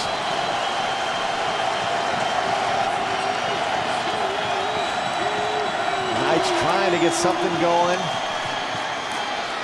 Calabrese still near quarterback. Ronnie Weaver moves the pile forward. His biggest gain since early. That's a 7-yard pickup. More college football action tonight on the U at 7:30 Eastern. It's Utah State against San Jose State. Then at 10:30 Eastern, Tuskegee against Morehouse. It's college football prime time presented by Citi on ESPNU and also available on ESPNU HD. You know, Doug, they were struggling, Central Florida, this year with the blocking up front, and that's really not allowed their running game to get going. Great pass protection. And a first down and a rare completion to the outside. It goes to Kamar Aiken. Picks up 15 on the play. That's only his 4th completion out of 15 attempts for Calabrese. Inside, Doug. There was such good pass protection there. I mean, right away, these guys are coming, and you see heads knocking.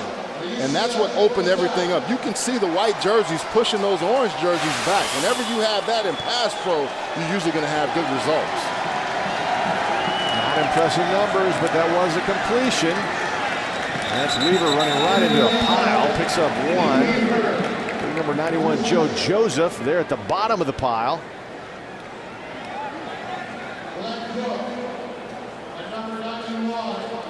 Look at the Knights and Rob Calabrese following the footsteps of one Dante Culpepper.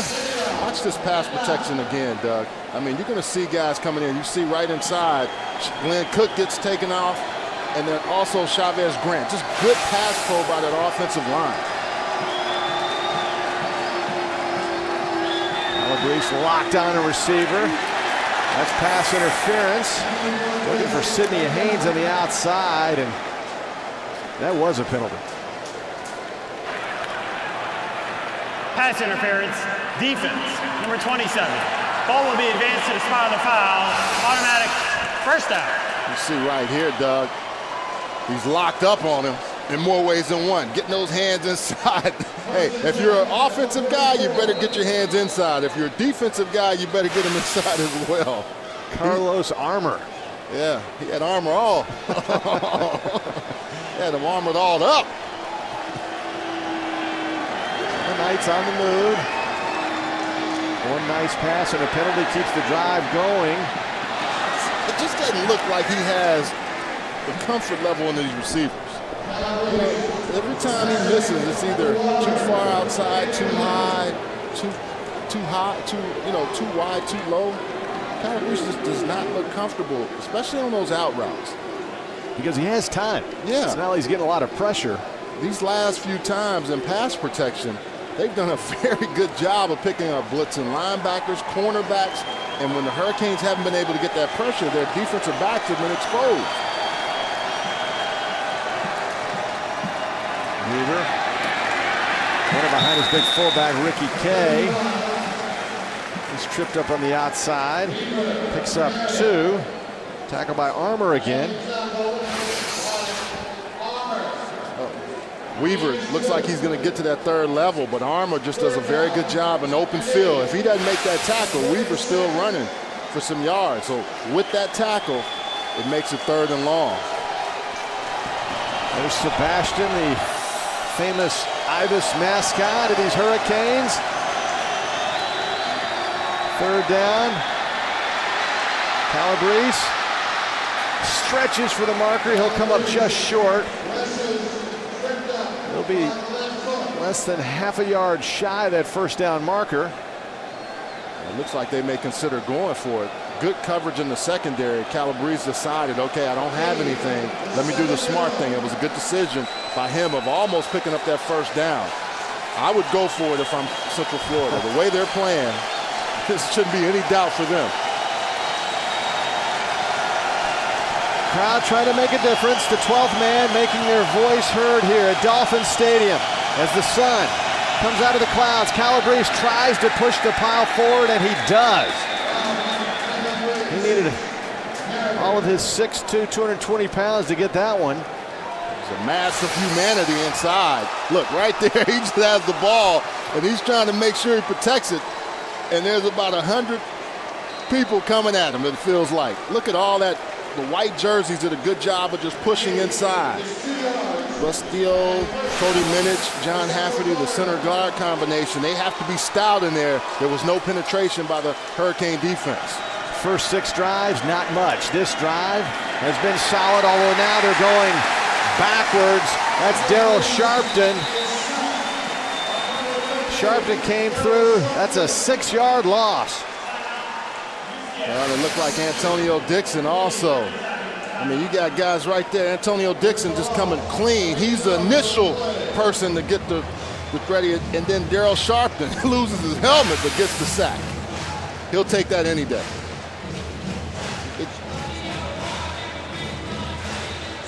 Coming up at halftime on SportsCenter U, Lowell Galindo with Coach Gottfried. Texas takes down number 1. Vandy looks to stay unbeaten in Starkville, and the Irish are in Chapel Hill. As we look at the top 10, the Crimson Tide are off this week. They host Ole Miss next week. They're looking to play Ole Miss as the #1 team in the country. Where does Texas move? Number 2. Florida's 11. Of course, they play LSU tonight in Gainesville, and Carolina is taking on Notre Dame. Ball State, first time in their history they are in the top 25. No, Doug, that's the problem. They get that 1st down, they have a drive going, and then lose a lot of yards on their very first play after that.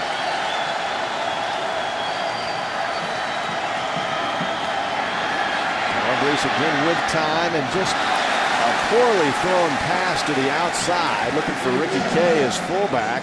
That was behind him and low. And I'm watching the defensive guys on the side, and they're really upset. They want to see him complete these passes so they can stay off the field. The sun is starting to come out in the heat and humidity. I mean, they got to make those plays. You can see he is not happy. Because those are easy throws that you can, I mean, it's not like he has a lot of pressure. He's just not completing the passes. It's third and really long for Calabrese, the freshman. Steps up the pocket and steps right into trouble. That's Alan Bailey, 7-yard loss. Boy, the drive was looking so promising until the last few plays. So many defenders that the Hurricanes bring at you. They bring at least 8 defensive linemen. Alan Bailey, one of them. Just a good job of X game inside. He and 99, Marcus Fortson, doing a crossing game in the middle there, and it crosses up the offensive lineman. Usually the second guy comes free.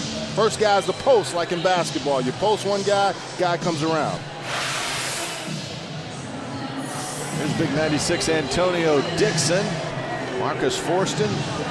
57 is Alan Bailey. These are all young players. In fact, Bailey, converted linebacker, finally getting healthy. Hey, Doug, you can see right here. This guy goes there. This one's going to come all the way around. He's the one that gets the sack. It's just a post-up play in basketball. You see he takes those 2 defenders and they come and get it. A little basketball on the grass. We always talk about offense on grass. Let's show the defensive lineman sometime. Benjamin deep for Miami. This is the 6th punt for Blake Klingon. Make it 7 now. 7 possessions, 7 punts. This will take a Central Florida bounce, and Benjamin dodges the first defender. 41 yards on the punt. 6 on the return.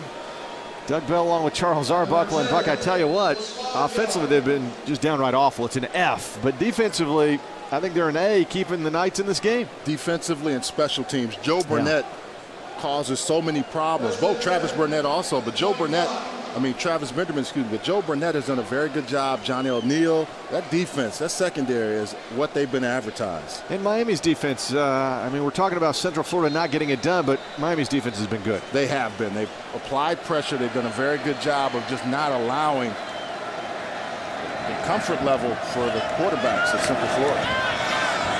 Now hands off to Greg Cooper. He busts free. He gets a first down out to the 40. That's a 15-yard pickup for Cooper, who's putting up some impressive numbers in this first half. And he's got the crowd going. They're not booing him. But just good running and good opening of the hole. Watch how it opens up. Now, Cooper is a much better runner because he's more patient. And when he sees that hole, he hits it. 16 carries, 74 yards for Cooper. His best half of the season. A whopping margin, and that goes nowhere. Again, that Central Florida defense is so active. We haven't called a whole lot. Terrell True. First play of last week's game at SMU, he had a tackle for a loss. Ended up with 2 in the game last week. That's what they like for him to do. Stop for 0 games or tackles for loss. Live over the middle, and that's picked off. Another questionable decision by the young freshman, and that's Sharif Rashad. Marv was down. He took a shot. But once again, the secondary, we just talked about how good they are. At the end of this play, Marv takes a shot. And the receivers stop on their routes, but the defenders, like Sharif Rashad, keeps going. That was a bad throw because he was getting pressured. But you still you need your guys to figure out, I got to make a play. I got to break this up. Should be 3 interceptions. Joe Burnett had one, but he dropped it. Johnny O'Neal and now Sharif Rashad. Rashad had 2, actually. Dropped one of them. He dropped. Those are all seniors in that secondary for Central Florida. And we'll keep a check on Marv, who is definitely shaken up. Calabrese goes deep. And this goes out of bounds. That had no chance. Nice coverage in the secondary. That's Brandon Harris, one of the true freshmen, many true freshmen who are playing for this Hurricanes roster. 16 true freshmen are playing key roles so far this season. As you look at George O'Leary and the Brain Trust, I mean, O'Leary always has that look on his face. They felt comfortable with this game, though, Doug, and talking to their coaches. And comfortable in a coaching standpoint. They felt like they could compete and play with Miami. Once, you know, you never know the outcome, but they just felt like they had the potential to play with these guys. Breeze will get a first down, but that'll be a holding penalty. Flag back at the 31-yard line, and that'll bring that back. It's going to be on the center, Ian Bustillo. He was holding Marcus Fortson. Holding offense, number 73. 10-yard penalty from the previous spot. Remains second down. And it was on the back end of the play. So that's one of the holes, but it was actually one even further back. So you had two of them on that play. Three, actually. Look at another one there. Bustillo, the center, was holding Fortson after the play had already taken off. So those other two guys didn't get caught. Bustillo did. So it's second down with 2 seconds. They should go down to a knee. And won't have to. Of the first half. As the first half comes to a conclusion, dominated by the defense on both sides. It's Miami leading Central Florida 10-7.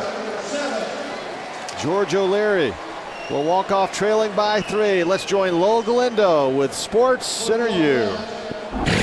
Sports.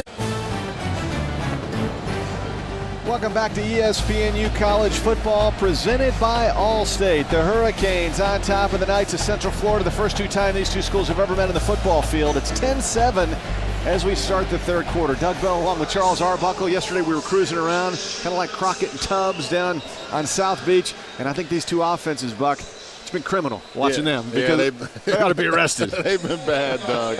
And I think when you only have between the two teams combined 9 passes that have been completed, that's not going to get it done. I think the defenses have been playing so well, but offensively, when they've gotten in third down situations, they've just not been able to convert. Only 2 conversions on third down for the whole entire half by both ball clubs. And you can see here just good defensive pressure and also the picks right there. Jonell Neal with the nice interception. Those make a big difference if you're Central Florida. Now if they can just get some help from their offense.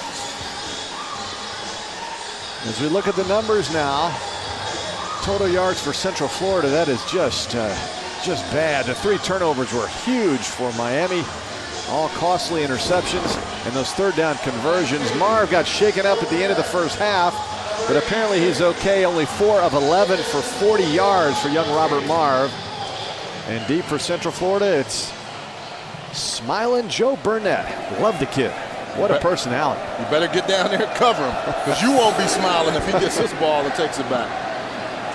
And that'll go out of bounds. It'll be excellent field position now for Central Florida. And let's see if there's a quarterback change, Buck. Doug, let's also look at this. The penalty yards or the guys that are returning have really hurt the kicking game. Joe Burnett and Travis Benjamin have made a big difference and have not allowed the kickers to make the kicks. And you give up all these yards right here and give them a shorter field to work with. So here comes the offense, and once again it is Rob Calabrese. Went the entire first half and was only 4 of 18 for 33 yards. There's the big fullback, Ricky Kay.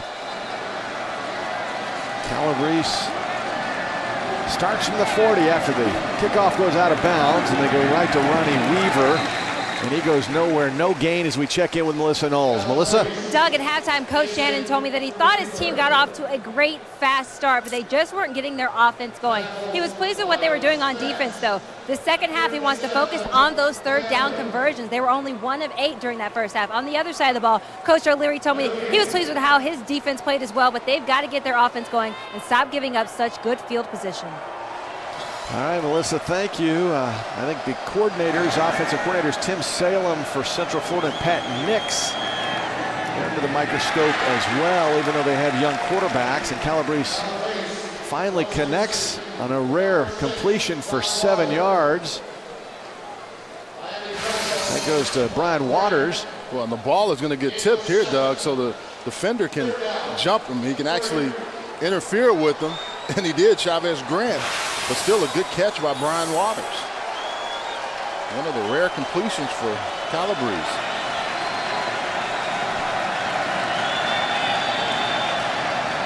They've converted only 1 third down so far. Make it 2. That might be the best pass of the day for young Calabrese as he connects with Brian Waters for 10 yards.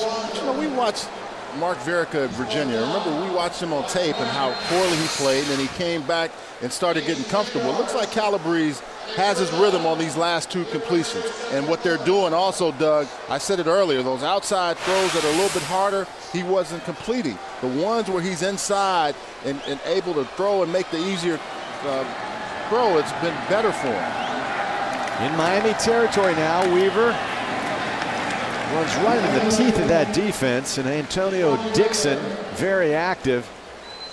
You know, we talked to Tim Salem this week, Buck. 5th year at Central Florida as the offense coordinator, said, hey, we're building right now. Speaking of his young offense, the seeds have been planted. We're putting water on the dirt right now. Every day is a process. We're getting better every game, and it's got to be frustrating. Yeah, it does. But they put Waters inside, and those 2 completions were inside the hashes, so clearly he throws better inside right now than he has been outside. Timeout, Miami. Timeout, Miami. Number 1. Bill Young, veteran defensive coordinator. Randy Shannon called timeout. Didn't like the setup. Back in a moment. Here we are, bottom of the ninth, 2 outs. Coach Adams is making a call to the bullpen. Hey, guys. Who do you want me to bring in? Man, is anyone ready to go yet? Send in Mahoney. You got it. Wait a second, he's bringing in Mahoney. This could be a long night. Here comes the pitch. And it's all tied up. Looks like we may be heading into extra innings. Buffalo Wild Wings, you have to be here. Bottom of the 15th. Popped up. This game won't end. Oh, Colin. Listen, we really appreciate this, but her food for the week is in the bag. Also, her ear medicine, that's 2 drops every 2 hours. What? And listen, there's kitchen mitts in there. Use the kitchen mitts, because she hates the ear drops. You know what I mean? Oh, the suppositories. She loves those. Those are at night, but she'll let you know. Who are you? Oh, and don't look her in the face. All right. We're going to be listening to The Herd all week. We swear. Heroes coming. You're talking about me. Why are you talking about me? Premiering Tuesday. If there's one guy who can make a difference in our lives, it's Eli. I am flattered. Sigourney Weaver, Katie Holmes, and Seal are just some of the guest stars joining television's most extraordinary lawyers. I think I was meant to meet you. Lucky me. ABC's Eli Stone. Season premiere Tuesday, 10/9 Central on ABC. B is for the beast of the Southeast. So you'd best buckle up, because the balance of power in the chase for the Sprint Cup will go back and forth until the bitter end. This week, with points leader Jimmy Johnson bearing down, chase drivers look to bounce back after the big one in Bama. What else could B be but the beast of the Southeast? The Bank of America 500 at Charlotte, tonight at 7 Eastern on ABC. This is my UCF.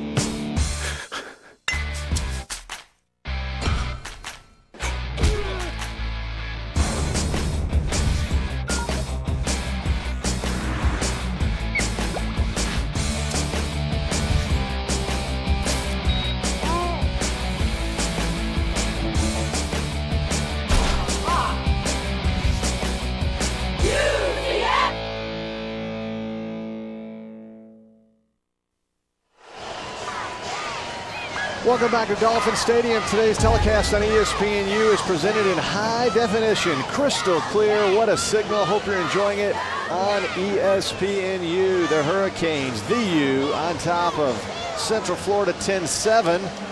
And right now the Knights and their freshman quarterback, Rob Calabrese, on the move. Randy Shannon watching, hoping that this young and pesky defense of the Hurricanes can slow him down. Calabrese just 3-step drop. And another poor throw. Looking for Kymus Williams. And the problem that you have too, Doug, is that if you don't get any yards on that second down, it makes your third so long. They were already in 2nd and 10. No completions, no yards. It's much more manageable at 3rd and 4, 3rd and 3. This is where they struggle. 2 out of 10 on 3rd downs. There you see it below the Central Florida score. That's nothing to write home about. A lot of pressure. They got 2 out of 11 as Calabrese goes down. Boy, that was a loss of 14. Alan Bailey had him around the neck and just threw him down. Well, great pressure by this front 4 from Miami. We talked about them playing a lot of people, so you'll see different people sprinkled in. But just the pressure that's put on him. Alan Bailey just gets off of his man and goes in. Cody Minich never had a chance. He got rid of Cody Minich, worked inside, got that sack. Klingon, who was the busiest man for Central Florida in the first half, with 7 punts, make it 8 punts. Benjamin lets this one bounce, and that will be a touchback. Benjamin almost watched that thing go out of bounds at the 1-yard line. 55 yards on the punt into the end zone. It'll come out to the 20, and let's go. Buck stops here. Well, the best offense has been Central Florida's defense. Look at the pressure there. Bruce Miller, and then the hits. I mean, Lawrence Young, we talked about him the whole first half. Also the interception, but really doing a very fabulous job of just getting in there and not allowing running backs to get any lanes and really get anything going. And then pickoffs, big key there. It's just been a very good defensive stand for Central Florida.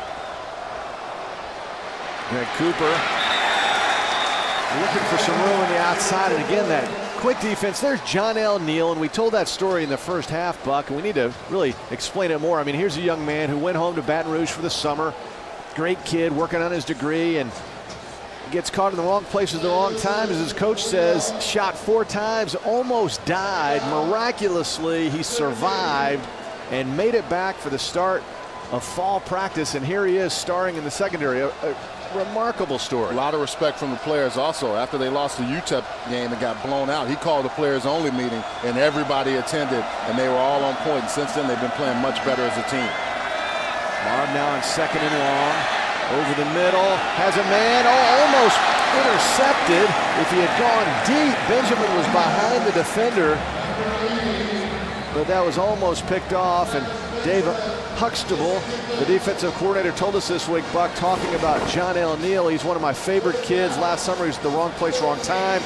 Super person to take 4 bullet shots and come back is remarkable. Yeah, he said he came in and told him, I'm ready to play. And this was a few months after all that had taken place. He worked so hard to get himself back in shape, and now he's back and playing well. 3rd and long, setting up that screen. Here comes Cooper. Can he get to the outside? No. Picks up 8. Darren Baldwin came up to make the stop. He's one of the kids from Homestead, excited about playing here at Dolphin Stadium. Well, and he's a nickelback, so he'll come in and play, and he's another one of those defenders. A sophomore. Look at this play. Just does an excellent job of getting off the block. Big man, awful hard. Orlando Franklin trying to hold on to him. Can't quite hold him long enough. Bosher will kick to the always dangerous Joe Burnett. George O'Leary talking over the guys. More college football tonight on ESPNU. 7:30 Eastern, it's Utah State, San Jose State. 10:30 Eastern, Tuskegee, the Golden Tigers against the Maroon Tigers of Morehouse. College football primetime presented by Citi on ESPNU. Also available, as always, ESPNU HD. You know, Doug, one of the most important people are the cornerbacks in the screen game, because if he doesn't make that play, the running back has room to run. Joe's from Eustis, Florida. Not too far from Orlando. In between Orlando and Gainesville. And Joe backs off and lets this one bounce. And once again, pretty good field position right at the 30 for the Knights. A 45-yard punt, 0 on the return. We'll return to Dolphin Stadium in just a sec. Jack Link's Beef Jerky presents Messin' with Sasquatch. Trailer's awesome.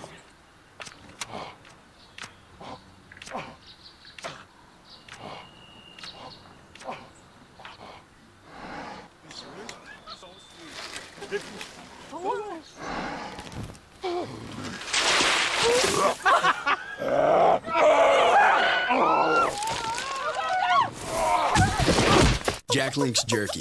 Feed your wild side. When it comes to fast and easy yard cleanup, turn to DR for the most powerful, full-featured lawn vacuum you can buy. The DR Leaf and Lawn Vacuum. Attached to your lawn tractor, the DR collects acres of leaves, grass clippings, and pine needles while you ride.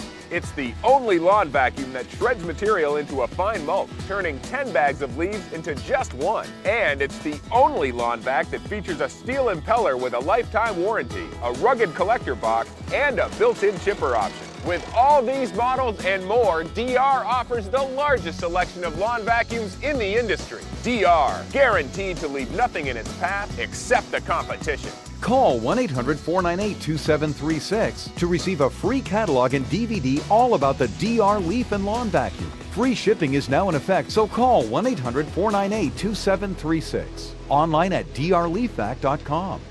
DR is professional power for homeowners. All right, have a safe trip, bud. Mike, thanks, man. Wow, this is a surprise. I can't believe you're picking me up from the airport. Who are you? It's me, Stanley. I listen to you all the time. Stanley, can I help you? You can throw that in the back. Come on, we're holding up traffic. Oh, man, airport pickup, we're really taking this friendship to the next level. Yeah, it's about 10 minutes up this way, and then a right, and then another 2.5 hours.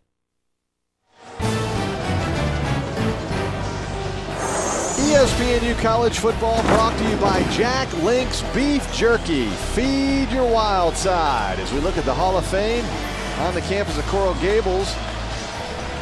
And it's a little different than what you might expect. Many of the trophies are there, but many of the trophies, people, they're not sure where some of the awards are that the school and the individuals have won over the years. A little different down here at the U. Rob Calabrese. To rally the Knights. He's got to get something going offensively. Back to Weaver. They've won that play a lot as he picks up 2. Let's check in with Lowell Galindo for a SportsCenter U in-game update. Texas Tech going down to the wire against Nebraska. It's 4th and 4 with 4 minutes left to play, and they go deep. Graham Harrell to Michael Crabtree, 44 yards for the conversion. It led to a touchdown, and now with 1:45 left, Texas Tech up by 7. Talked about Bo Pelini. He wasn't going to go down without a fight, man. After being humiliated at home by Missouri. Short 2-yard completion.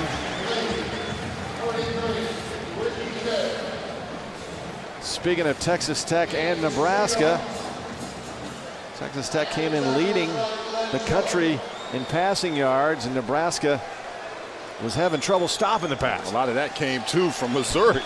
Missouri rang them up.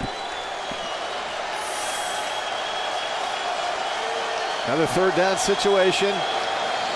2 of 11. Calabrese with time.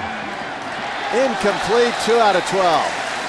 You know, Doug, I've been in that situation where you can't quite complete a 3rd down conversion, and it becomes one of those situations where it's a mental thing for the receivers, the running backs, the quarterback, the offensive line, all of them. They just can't quite seem to get it. The receiver is there. Ball is a little low, but it's a good play by Chavez Grant of breaking it up. It seems to become contagious. No one seems to be able to make the play when they need to. Swinging another punt. Benjamin fields at the 18. And there's nothing but white jerseys. Count them there. At least 5 white jerseys tackling Benjamin. We're live just outside of Fort Lauderdale, Dolphin Stadium. Central Florida from Conference USA against the Hurricanes, the U of the Big East. Doug Bell alongside Charles Arbuckle. Melissa Knowles on the sidelines for us. It's turned out to be a gorgeous Saturday. As you look at the numbers, Central Florida rushing yards, that includes the sack yardage as well, but they are negative.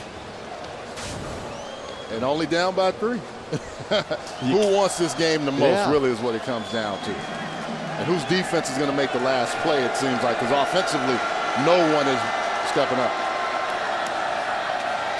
Marv gives off to Greg Cooper for no gain. Alex Thompson, number 55, got in there for the stop for Central Florida. There's Steve Thompson, young man from Gainesville, Florida. And like many of these schools, South Florida, Florida Atlantic, Florida International, predominantly Florida kids on all these rosters, as you would expect. And that's why everybody across the country is coming to Florida to try to get talent. Because you see how quickly those schools have catapulted themselves to being good, like South Florida. And that's one of the reasons the talent level has been chipped away at the U. There's a first down. Finding his big tight end, Dedrick Epps, 16 yards. You know, Doug, I've been waiting for a bootleg play because it's an over route. You see everything goes one way and then they come back. And Robert Marv, with the pressure, shows you that strong arm to find his big tight end in the middle of the field. When you have problems throwing those outs and those comebacks and those deep end routes, go to the tight end. Look for him. He's there for him. Robert Marv, the redshirt freshman. Ja'Cory Harris, the true freshman, is the other quarterback for the Canes.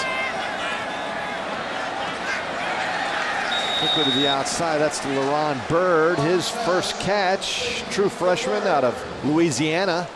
Well, Central Florida is a much better tackling team since that UTEP game. They played awful then, but I saw them against South Florida, SMU, and UTEP. I couldn't even watch more than a quarter of that. But the one thing that they're known for is their speed, and they fly to the football, and they tackle pretty well, other than the UTEP game. Marv looking it over on 2nd and 10.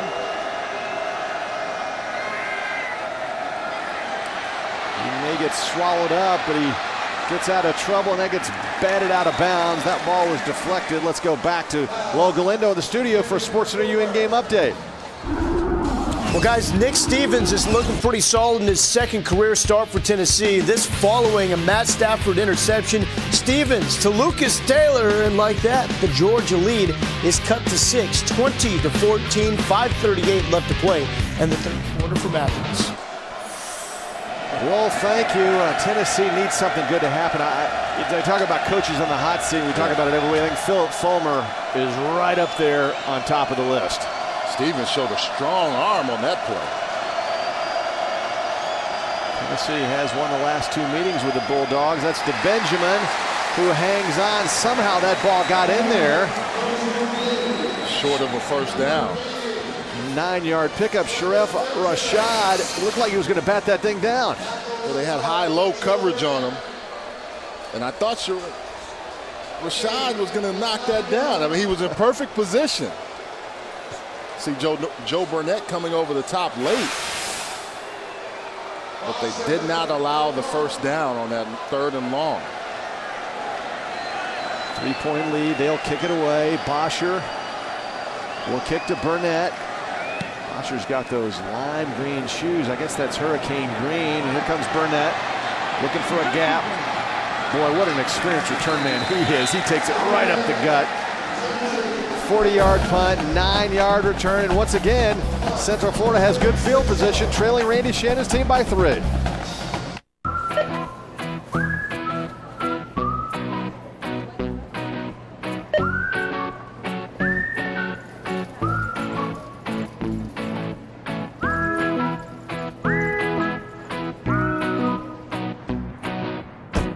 Bring your favorite team home with Glidden Team Colors Paint. The true colors of true fans. Team Colors Paint, exclusively from Glidden and only at the Home Depot. Greedy! Colin? Yeah. It's me, Kyle. Hey. Come on, I listen to your show every day. Yeah, how you doing, man? Not so good, actually. Doctor says I probably need a kidney transplant. Ooh. Well, at least you only need one, right? You really do that for me? You give me a kidney? What? Oh, God! You give and you give and you give!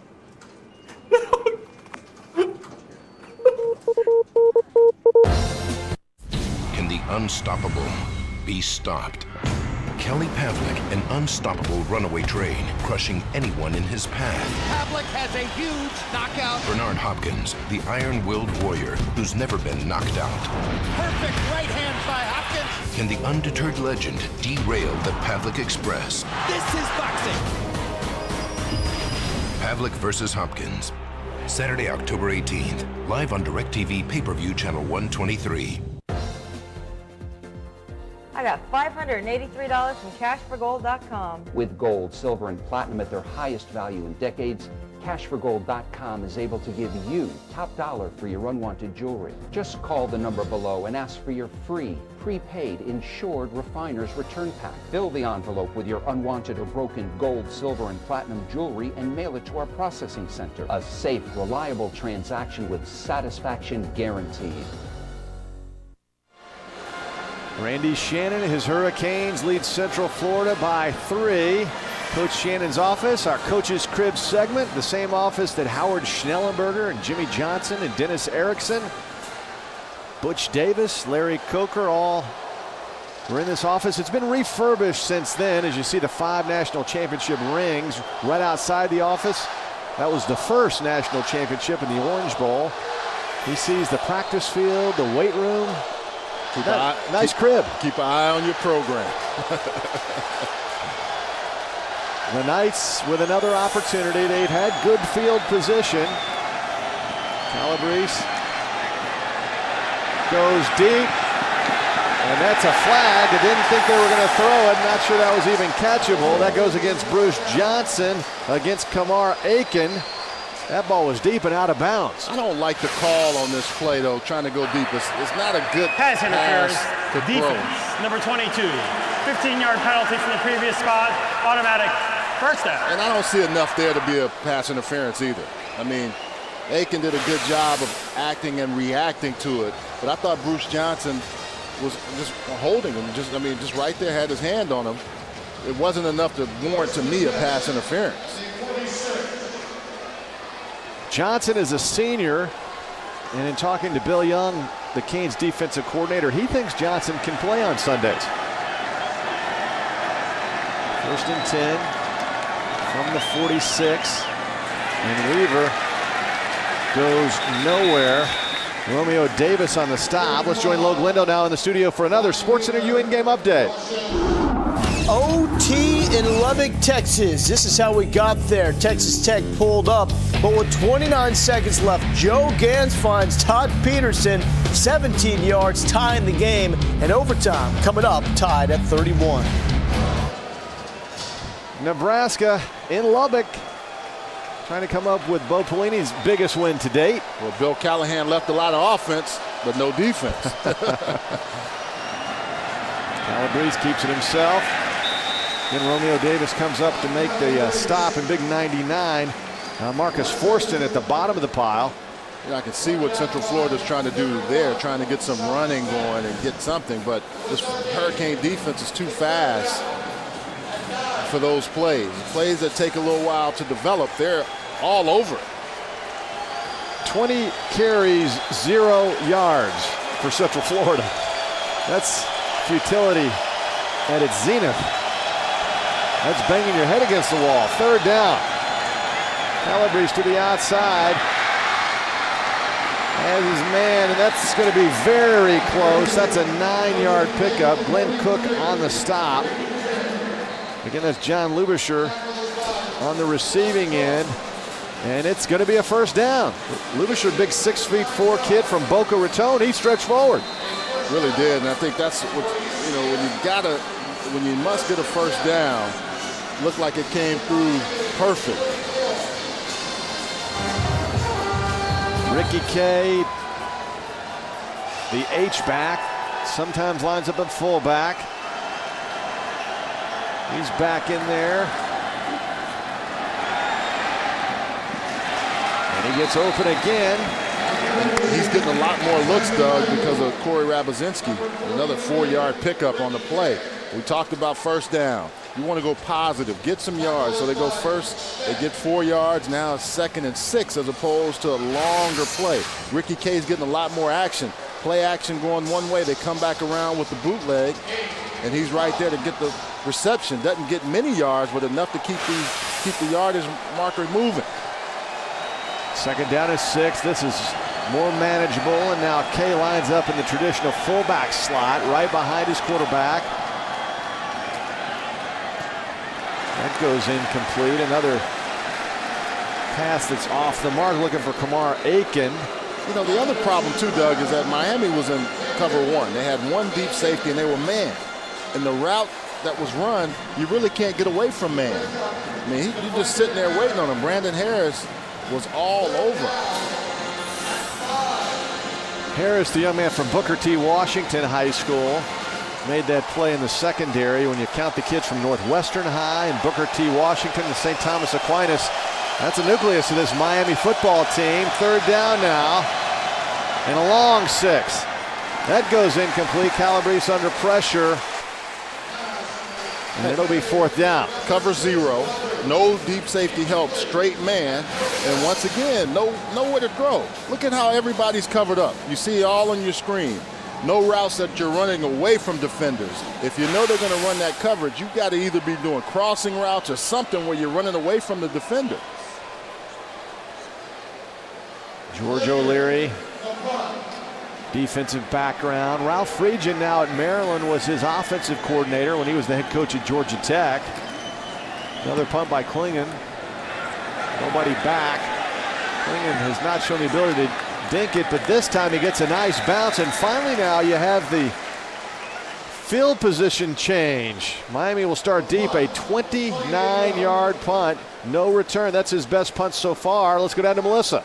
I'm here with Rodney Harris, who is Ja'Cory Harris's dad. And we know that Ja'Cory is a tremendous leader on the field, but what is he like off the field? Same type of kid. Kid enjoys life. He enjoys hanging out with his friends, being around the University of Miami football team. He's just a great kid. He's been a good kid all of his life, haven't given us any kind of problems or anything like that. So we're really proud of Ja'Cory. Now, we know he's not starting right now, but he is getting some playing time. How is he handling not starting? He's handling this situation pretty good. He's always been a team player. You know, everybody would love for him to play more, but right now he's taking his role and he's performing the way that he's supposed to perform, and we just hope that throughout the rest of this year that things will benefit him and he'll turn out to be okay. What is he good at besides playing football? He's a practical joker, man.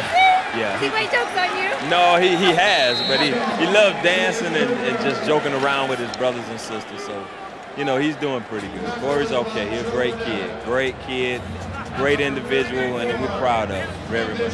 Thank you so much, Mr. Harris. Guys? Melissa, thank you. Mr. Harris also, you can tell he's proud of his son. There was talk that perhaps next year Ja'Cory would redshirt, so that would stagger Marv and Harris from being in the same class, but his dad in a newspaper article this week said, no, that's not what we're considering right now. Cooper spins out of trouble, and then again, Central Florida's defense, we talk a lot about Miami's speed, but they've impressed me. They swarm. They really do, and they remind you a little bit of how, when you watched over the last few years, South Florida, how they flow to the football, having some good defenders in the secondary.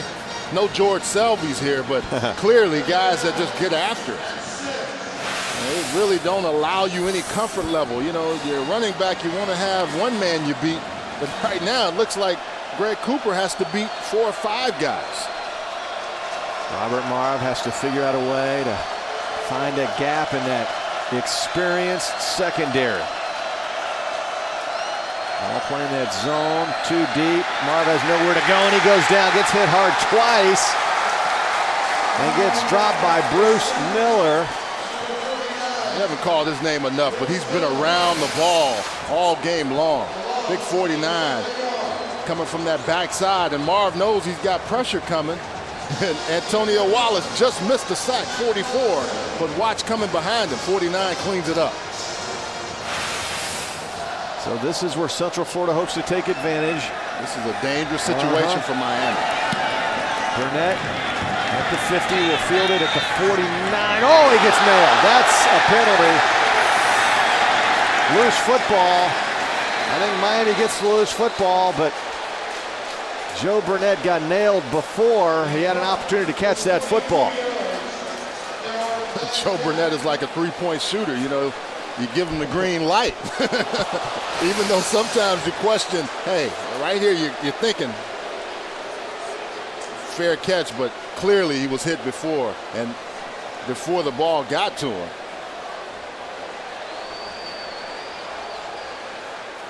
The Miami coaches, wow, I mean, he took one right in the solar plexus. The coaches and the fans are watching the huge scoreboard. They think he got blocked into him. Kicking team. That 15-yard penalty will be enforced with a spot of foul. First down. Sam Shields was right there. Central Florida fans are excited about it. Now Randy Shannon thought it was a block in the back. Thought his man was blocked in the back and pushed forward into him. He won't win that, and now Central Florida an opportunity. I mean, they're within a few yards of a field goal that would tie this thing as we wind down the third quarter at Dolphin Stadium. Ricky Kay now lines up at the fullback slot. He picks up that blitz. Calabrese throws it in the end zone, and it should have been picked off. Brian Waters thought he got nailed with the ball in the air, thought a flag should have been thrown. The wide receiver. JoJo Nicholas had a gift here. Santa Claus came early, and he just, but the hit here was, this is earlier on that punt return. Joe Burnett. Now the blocker pulled off, so Sam Shields had a chance to come away and move. And he was the one earlier where he got right. It was a bang-bang play earlier in the game. Yeah, the tight end moved too soon. Adam Nisley. So once again. Prior to the snap, false start, offense, number 88. 5-yard penalty from the previous spot. Remains second down. Can't have these kind of penalties when you have your offensive momentum going. After Joe Burnett took one for the team.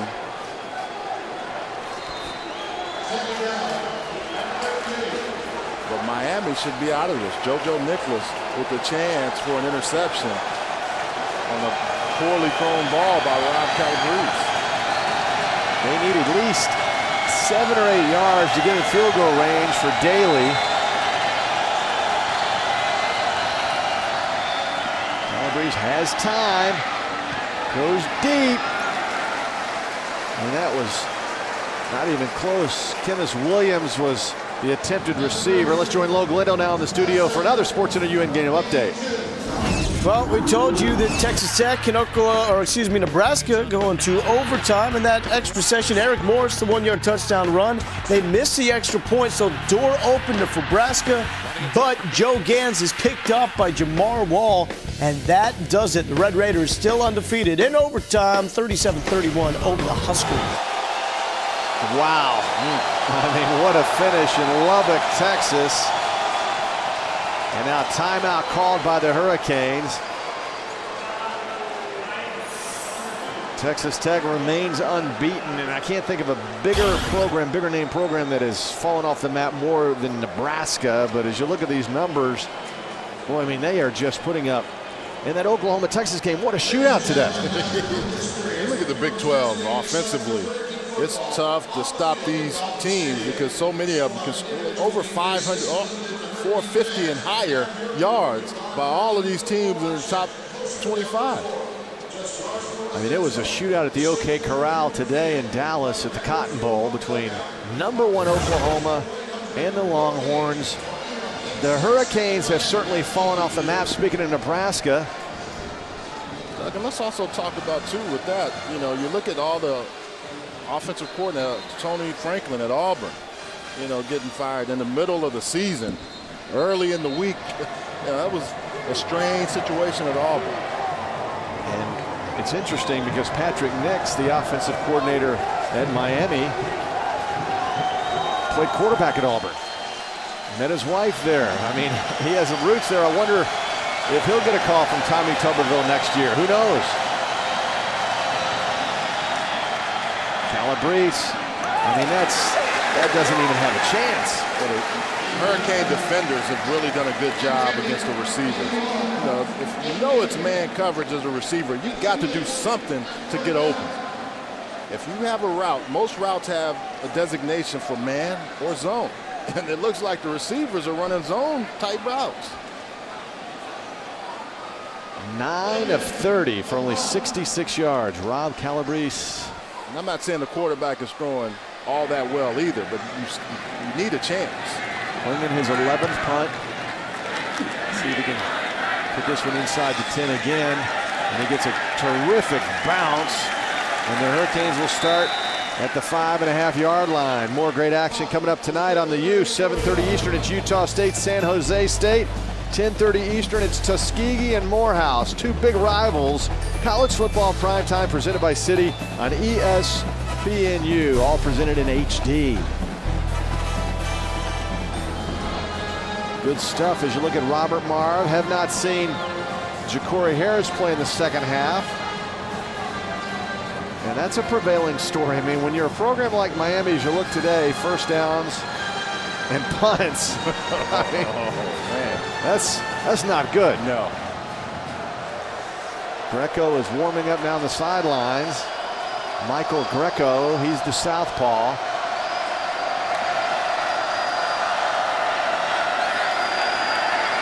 Marv to the outside. Benjamin off his fingertips.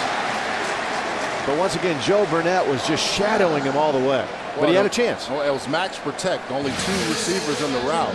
So if he didn't go to Benjamin, he had an outlet down low with Patrick Hill, the fullback. So really only 2 chances. Benjamin almost came up with it, but Joe Burnett, the matchup of the 2 return gurus right there. Central Florida, one of those programs that is a force to be reckoned with.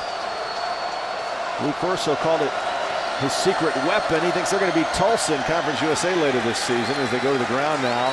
Greg Cooper. But I mean, look at Central Florida, Buck, and where they were and where they are now. They have their own stadium. That's something Miami does not have. They have the only indoor practice facility in the state of Florida. Well, and they also had a little success in the 90s, and you know, when Dante Culpepper was there, and then they fell off. But the stadium they have there now, the recruiting that they're doing, they're putting some things together. And Kevin Smith didn't hurt having him there. Over 2,000 yards a year ago, now in the NFL. Look at those third downs for Miami. As the third quarter comes to a scoreless conclusion. It's still 10-7. The Knights have Miami right where they want them, or at least they think so.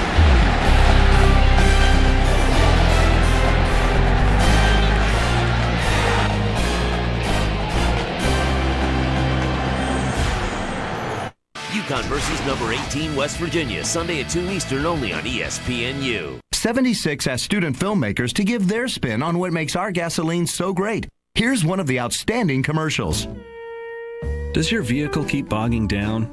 Maybe it's time to get on the ball with 76 gasoline. It's specially formulated to clean your engine, improve acceleration, help maximize mileage, and above all, reduce emissions, making 76 one of the cleanest fuels available, now and for generations to come. 76, get the spirit. Millions of people are making tough cleaning jobs easy. Hi, Anthony Sullivan here with great news from Sonic Scrubber, the portable, high-powered sonic cleaner that fits in the palm of your hand. Now, Sonic Scrubber's power cleaning tools can be used with brushes or new Sonic Scrubbies pads. Watch the heavy-duty Scrubbies pad cut scrubbing time in half. They do the tough scrubbing so you don't have to. And power away baked-on messes in the kitchen with ease. Discard when dirty and replace with a fresh, medium-duty Scrubbies pad to quickly clean sinks, pots and pans without elbow grease. Sonic Scrubbies do the hard work for you with an amazing 3,600 power scrubs per minute. In a recent national test, 94% of Scotch-Brite scouring pad users preferred Sonic Scrubbies. Use our guaranteed no-scratch Scrubbies pad, safe for cleaning delicate glassware, glass stovetops, or non-stick cookware. Use Scrubbies or Sonic Scrubber brushes to clean up everyday household messes. Call now and you'll get a Sonic Scrubber kitchen tool with brush, plus 10 disposable Scrubbies pads for only $19.99. But that's not all.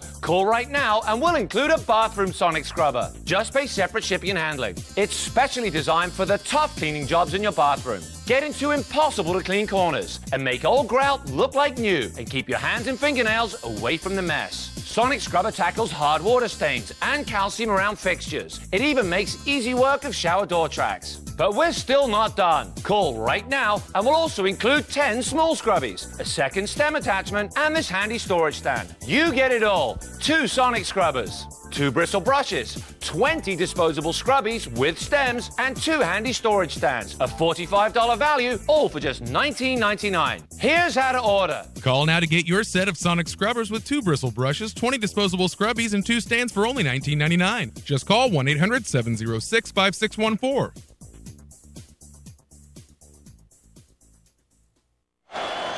It's the start of the fourth quarter at Dolphin Stadium, presented by Allstate. The Canes and Central Florida. It's anybody's contest, both offenses. It's been a case of utter futility for both. Marv from his own end zone in trouble. Throws it up for grabs and throws it out of bounds. Marv now 8 of 19. As we look at the numbers through 3 quarters, Buck, and it has been ugly. Yeah, and the one key part to this, both offensive lines have been much maligned and haven't really played well as groups. So you can see what happens. Total plays are bad. Look, average yards per play, 1.3 for Central Florida, 3.9 for Miami. Not good. Bosher's 8th punt. A high towering punt. Joe Burnett fields it just inside the 50. Cuts back. Flag down, that'll be a block in the back or a hold against Central Florida, and he still hasn't gone down. Boy, he's tough, but that's going to go backwards. But that run right there is going to be the reason why he gets a chance to play on Sundays. Because when you can return punts and kickoffs and also play defensive back, that's a special commodity in the league. Illegal block in the back during the return. Number 23. 10-yard penalty from the spot of the foul. First down. When I think of Central Florida, I think of Dante Culpepper, set 30 school records. Gene McDowell, the man who wore that Tom Landry hat, was very close to the Culpepper family, signed Dante. He had that record-setting senior year where he was an All-American with Mike Kruzak. And he was pretty awesome. I was doing the Mid-American Conference at the time, and they were basically an honorary member in '98 of the MAC. And I saw Dante Culpepper quite a bit that year. Had a great year. Michael Greco, they've gone to the bullpen, and they went with a left-hander. Let's see if he can rally this team. Greco changes the play. Oh, almost lost a step, and he finally goes down. The turf brought him down his first snap. No, he tripped over the running back. You're going to see when he's coming back. Look, he's running back is coming back. He trips on 43, Ricky K. Watch when he goes back. Ricky K's foot. He gets caught up in Ricky K's foot, but it's almost like he slid too far over in his drop and just lost his balance. Boy, that was a huge loss. A loss of 12 puts them deep now in their own territory from the 29. Greco overshoots Kamar Aiken on the outside. It's like deja vu all over again. Pressure that the Canes are putting on this offensive line and quarterback for Central Florida. They haven't had a chance to really throw, and when they haven't completed the passes. So when you bring in a new quarterback, the defensive line says, okay, chance for me to get another sack on another guy. Good look there, trying to get the guys fired up. And the crowd has really gotten into it now, trying to help the Canes. Greco third and a country mile. Oh, what a bad pass. Oh, and it should have been intercepted, and it was not. It was dropped by Brandon Harris. Wow, how did he drop that? Well, it's got to be, what, 3 potential interceptions that should have taken place. A huge opportunity for Brandon Harris. He doesn't look the ball in. Just took for granted that he was going to catch it. He was thinking run up the field before he even caught the football. Punt number 12. And Klinger, the bad snap, goes in the end zone. He'll kick it out for the safety. So Miami given a gift, a 2-point gift. They lead 12-7 and will get the ball back as Central Florida will have to punt from the 20. You wonder why George O'Leary is all white on top? Plays like this. Oh, man. Oh.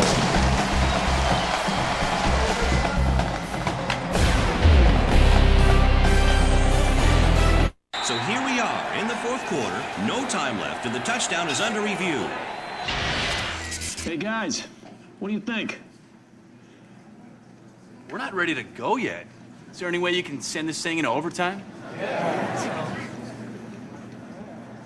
No problem. I don't know what he was looking at, but we're going into overtime. Buffalo Wild Wings, you have to be here. This could finally end it. Oh, my. Favorite part of my body is definitely my abs, and that's the best part. The secret weapon to sculpted abs is this small ball, the Bender Ball, developed by master trainer Leslie Bender. What you see in the gym is people are just doing a gazillion crunches, and they don't know why they're not getting results. With a regular crunch on the floor, you're limited. With a Bender Ball, you're getting extension and flexion. It cranks up the intensity and targets the muscles you want to give you a workout that's up to 408% more effective than ordinary crunches for only $19.99. You can have the incredible Bender Ball and Leslie's amazing video. But it gets even better. Call now and you can get this amazing program for only $9.99. Plus, we'll include a bonus video, The Bender Method Buns and Thighs, your free gift just for ordering. Thought I would never go back to regular crunches. Call 1-800-618-9986. That's 1-800-618-9986. And I never got tired, so my dad started calling me AD for all day, and it stuck with me ever since. I like that, AD, all day. Yeah, so what's your nickname around here? Me? Yeah. I don't really have a nickname, pretty much just call me Scott. All day, what's up? Same. Hey, bedwetter. Guys are always clowning, you know. Bedwetter. Told you that in confidence. Johnny, go ahead and get this fax out. All right. What's so cool about ESPNU? It's what's important to me. Important to me. Important to me. Important to me. Important to me. It's college sports knowledge at my fingertips. Awesome! Take a closer look and develop your mind and spirit at ESPNU. I love this place!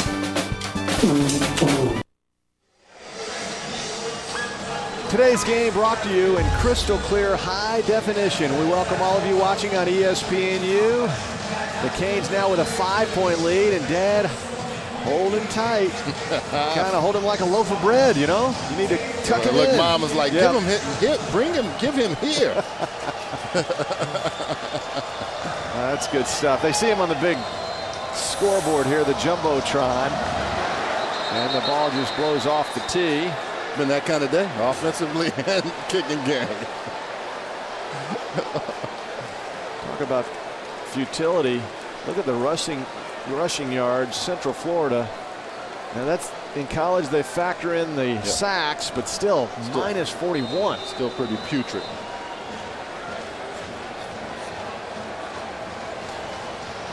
Back in 1980, they were negative 47 rushing yards against Florida A&M. They have an opportunity to set a school record today in rushing futility, and Benjamin brings it up to the 41. He's excited, Doug. I mean, the crowd even can kind of sense that there's a potential chance for him to do something special. We saw Edwin Pope in the press box at halftime, the legendary sports writer who named Benjamin the Blur from Belglade, and now Ja'Cory Harris sees his first action of the second half. Did play 2 possessions in the first half. Melissa talked to his father in the third quarter. And this kid is a winner. Didn't lose a game. Northwestern High, undefeated, #1 in the nation a year ago. Throws short. And Theron Collier. You know, Doug, the problem when you're kind of rotating and alternating as quarterback is that every time you come in, you don't know how much time you have. So for Ja'Cory Harris, he's in that position of, I got to make a play. So he may press sometimes, whereas Marv, being the starter, is looking over his shoulder saying, hey, if I don't play well, Ja'Cory's going to come in. Some uncertainty, even though they try to say it's a good situation, it's sometimes tough to have 2 quarterbacks. Because both are talented and both are in the same year. They both have 3 seasons to go after this season. Pitch back to Cooper. Just didn't look pretty. It was not a well-executed play. Central Florida had a lot to do with that. I mean, they were flying to the football. And Greg Cooper, we talked about him being a key factor in this game. Look at the first half, ripping off yardage.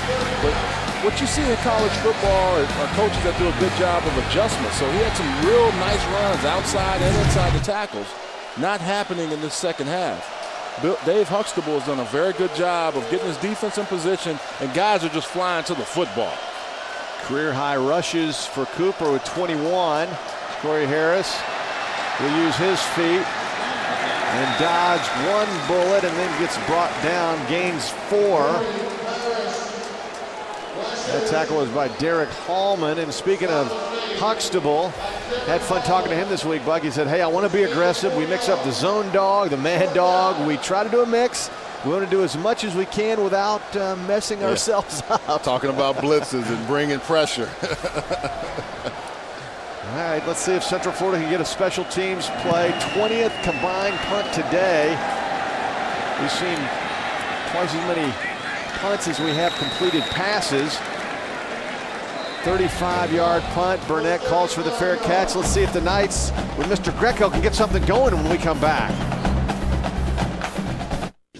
I don't know, maybe you should have been the blonde. Maybe you should just listen to the game. Maybe if you shaved your legs like me, the sneak-in would have worked. Maybe if you hadn't lost our season tickets in a lawsuit because you got cheapo insurance, we'd be inside the stadium, watching the game dressed like men. Huh?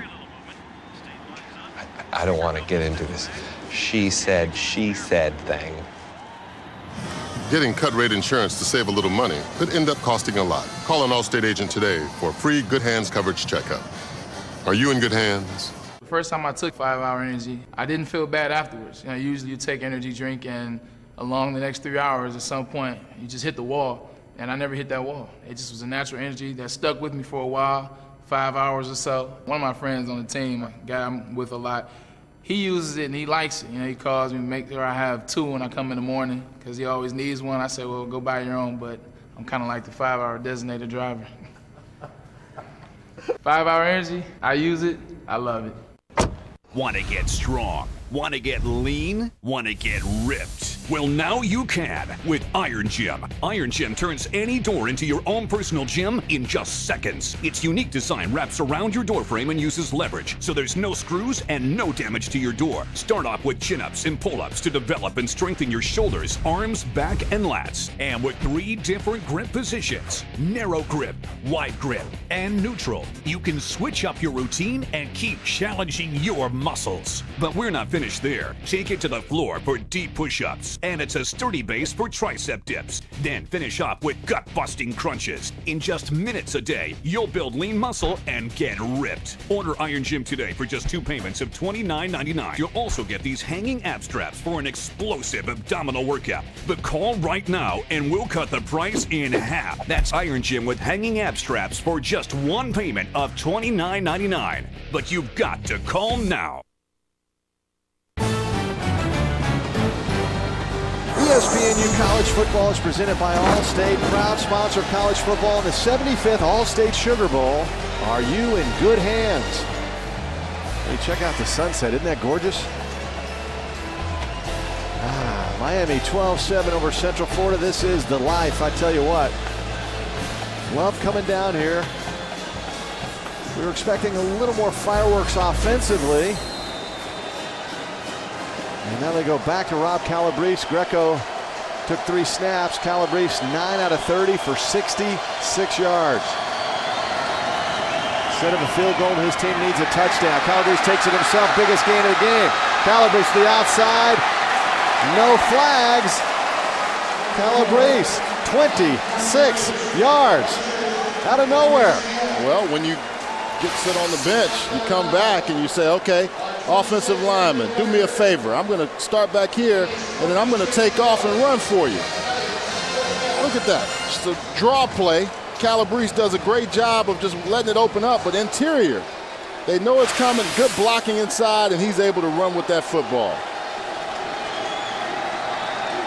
Biggest offensive play of the game for the Knights.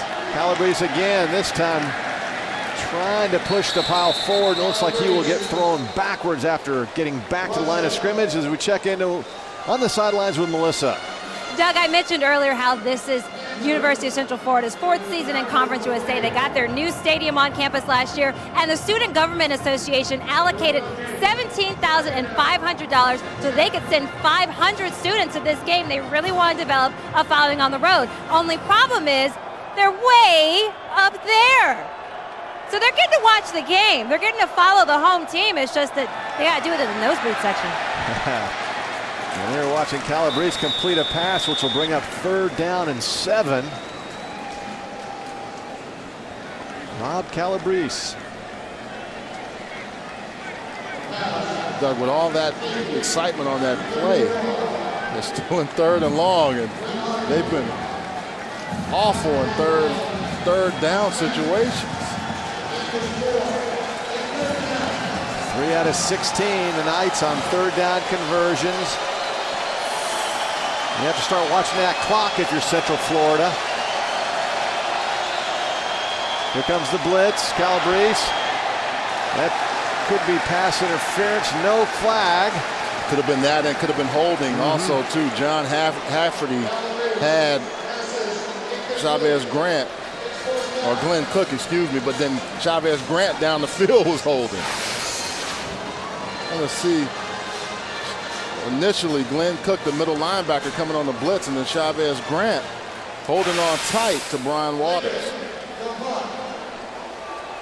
Here you see Chavez giving a thumbs up, and Benjamin, Mr. Excitement, hasn't done a lot today other than that touchdown in the first quarter he caught from Robert Marv, and he will fall forward at the 18-yard line. Let's join Lowell Galindo in the studio now for a SportsCenter U in-game update.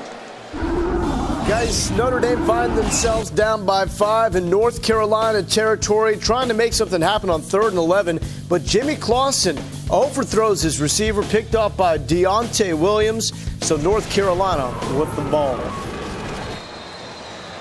All right, the Irish, look what they've done now, starting in 06 when Charlie Weiss took over, and then they had that dry spell, and they were playing pretty good football until they go to Chapel Hill. And really their 2 toughest games this year, Michigan State, North Carolina, losses. And going down is Ja'Cory Harris. So again, I guess we'll throw Miami, Nebraska, and Notre Dame in that mix of big-time programs who are struggling, with Notre Dame probably on top of the list. They a little more positive things happening there. Yeah, I mean, that last play was a prime example. Ja'Cory Harris trying to get from under center, and he gets caught by his center, Xavier Shannon. And I really think, Buck, you're right on when this kid doesn't get many opportunities, and when he does get thrown into the game, I mean, you want to produce. You don't want to come out. Hard running by Ron Thomas. And I think a situation, a quarterback controversy perhaps could be developing at Miami, although both quarterbacks are going through growing pains, but I think this kid wants to play a little bit more. I think he does, and you mentioned it earlier, both of them being in the same year makes it more difficult, and it's hard for either one of them to get a rhythm. I mean, if Ja'Cory was starting, he'd be looking over his shoulder for Marv, because they're the same age as far as football years. Well, it's interesting as we talk about the struggles of a program that's won 5 national titles. Nebraska's certainly a proud program. Different in so many ways, but everybody's trying to get back to where they were on top of the mountain. Harris has his man wide open. Well thrown ball. LeRon Bird for 14 yards. That was a terrific pattern run by Bird as he cuts in, and a nice throw. Yeah, it really was. And good, just how he stayed in the pocket. Perfect throw. And that's what you need. LeRon Bird, we haven't called his name today, has 6 catches on the year, but that's a nice pickup because Miami had been struggling on third down to make completions. Harris is a tall youngster at 6'4". Here comes the blitz on loose football, and Harris gets it. Boy, busting through with the pressure. Travis Timmons, yeah. He was in there so quick, Doug. I mean, he's right on him before he could even turn. Big 95. Just got through where Chris Rutledge and A.J. Trump in that gap. Ryan Thomas picks up 3. It'll bring up 3rd and long. Another stop by Chance Henderson.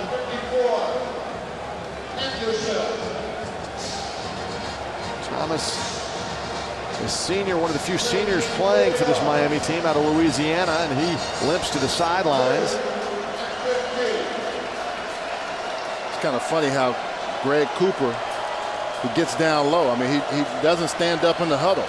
He always crouches down while the play is coming in from the sideline.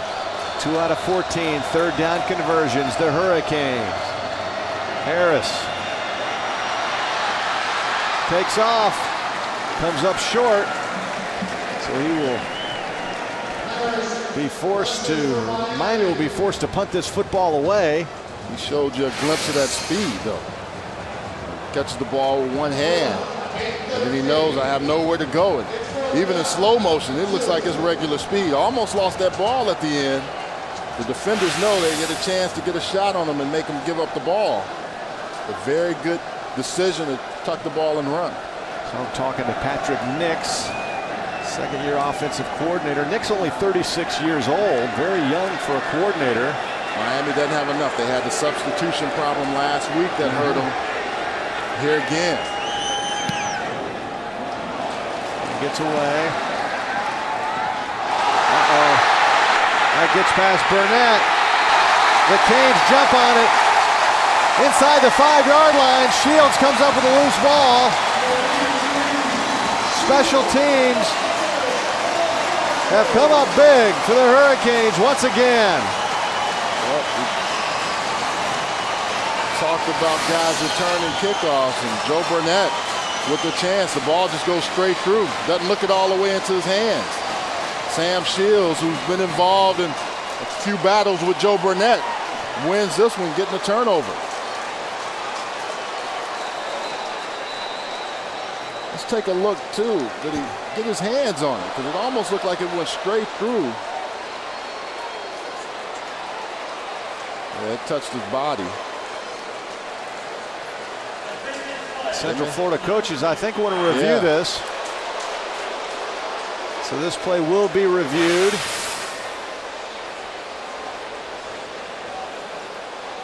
Joe Burnett is always smiling, even when bad things are happening. I don't know. Or Larry wants to know, did it touch or not? It was awful close. You just can't tell from that angle. It's hard to tell, but the ball, the interesting thing, it didn't change the trajectory. It just kept going straight down. And that angle, his body is blocking. See from the side. These are the looks that the referees are seeing. The officials are seeing that. And the crowd reacted. That was the Central Florida crowd. As they look at the replay on the scoreboard as well, they sensed that perhaps it went right through the wicket and didn't touch anything. I mean, I would be amazed if that didn't touch him. It was so close. But I guess anything's possible. Well, the other part is what they see in the video and what they feel is conclusive enough video evidence. So if Miami gets the positive review, and it did touch Joe Burnett. They will have the ball first and goal from the 5. Central Florida hoping for the miracle reversal. They'd have 95 yards to go to take the lead. Boy, that angle there looks like it brushed him. Don't you think? Yeah, it looks like it just touched him just enough. And the other thing is he turned to go and get the football, which also makes you think, hey, I touched it. That's just not conclusive video. It's impossible to tell. I think Miami's going to keep the football. And it doesn't touch him on the way back either. Doesn't touch his leg, doesn't touch anything after it goes through.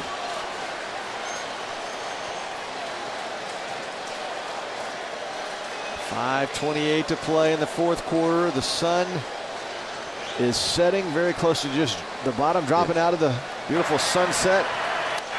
After review, the ruling on the field stands. First down.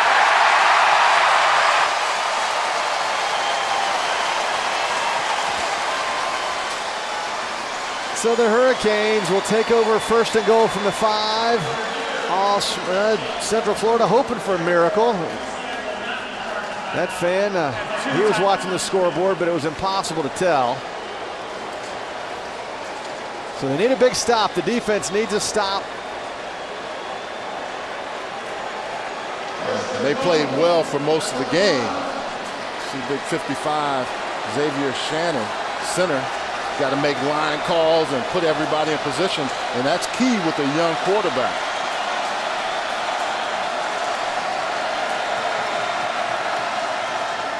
Carries to the ground. Cooper, bust free, into the end zone. It's a touchdown, Miami. Greg Cooper, his 4th touchdown of the season.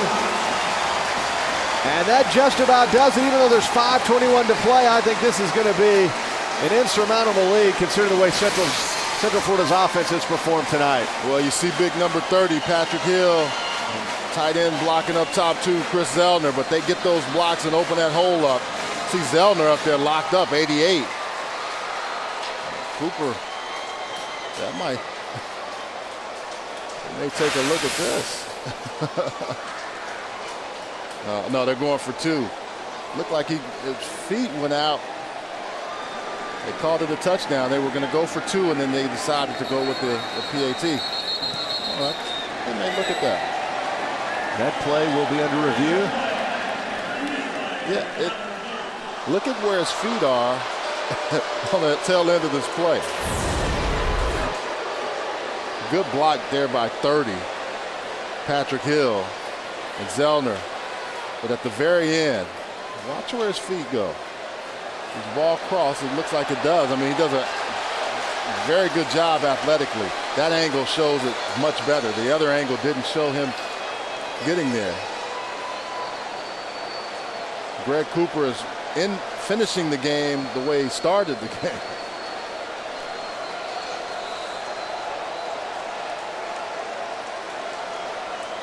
Does a good job of keeping his feet in bounds and then diving over the pylon. I think that's a touchdown. He broke the plane right there. Yep. And the plane extends even outside. His feet stay in bounds, but the plane extends even past that area, past that pylon. He gets over, falls out of bounds. Might give Miami a chance to think about going for 2. Well, they're working on an extra point would give you a 12-point cushion. And Central Florida would need 2 scores, 2 touchdowns. After review, the ruling on the field is confirmed. Touchdown.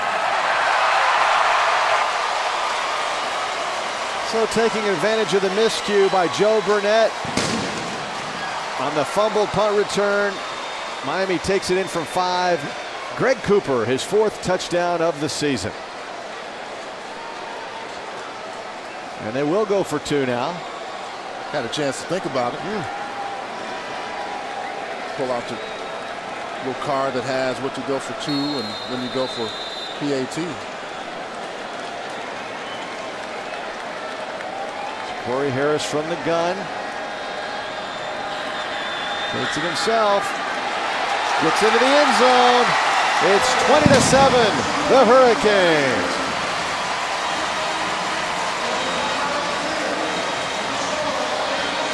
Harris scores almost untouched. The Canes putting the pedal to the metal. Greg Cooper, like Superman.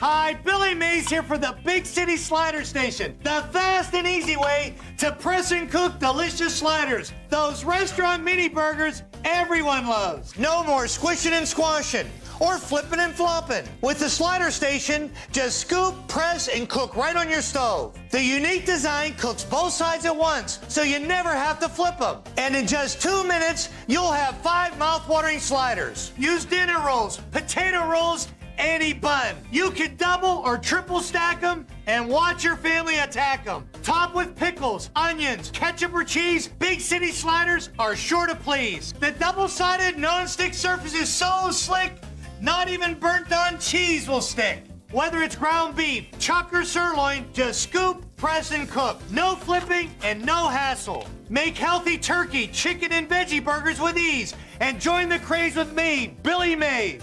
You can also cook them on a bed of onions for that classic diner taste. Or use the Slider Station as the ultimate burger press to load the grill in no time. And watch this. On a busy school morning, 5 perfect egg sandwiches in an instant. Moms, you're gonna love it. And when you're done, cleanup's a breeze. Call now and receive the Big City Slider Station with measuring scoop for just $19.99. We'll also include the Slider Station recipe guide, loaded with my favorite creations like the barbecue bacon cheddar and the original Billy Burger free. But call right now and we'll send you the quick prep slicer, perfect for onions, pickles, and mushrooms. A $20 value, free. Just pay separate shipping and handling. You get it all. Big City Slider Station, measuring scoop, recipe guide, and quick prep slicer, all for just $19.99. Order right now. Call 1-800-730-2652. That's 1-800-730-2652 to order Big City Slider Station, the mini burger sensation that's sweeping the nation. Don't delay. Call 1-800-730-2652. Welcome back to ESPNU College Football, presented by Allstate. And the Hurricanes fans are saying this is more like it.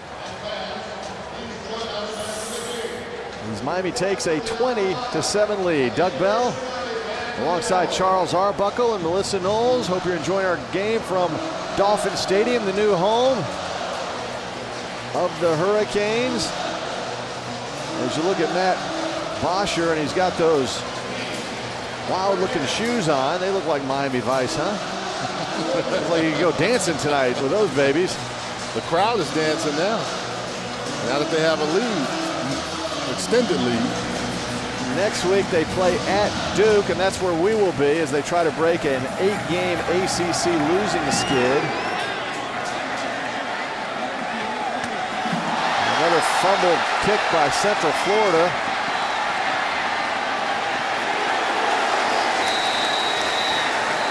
And the Knights will start from the 11. That was Richard Gordon making the tackle for Miami. Look at the scoring drive. 1 play, 5 yards. Took all of 7 seconds.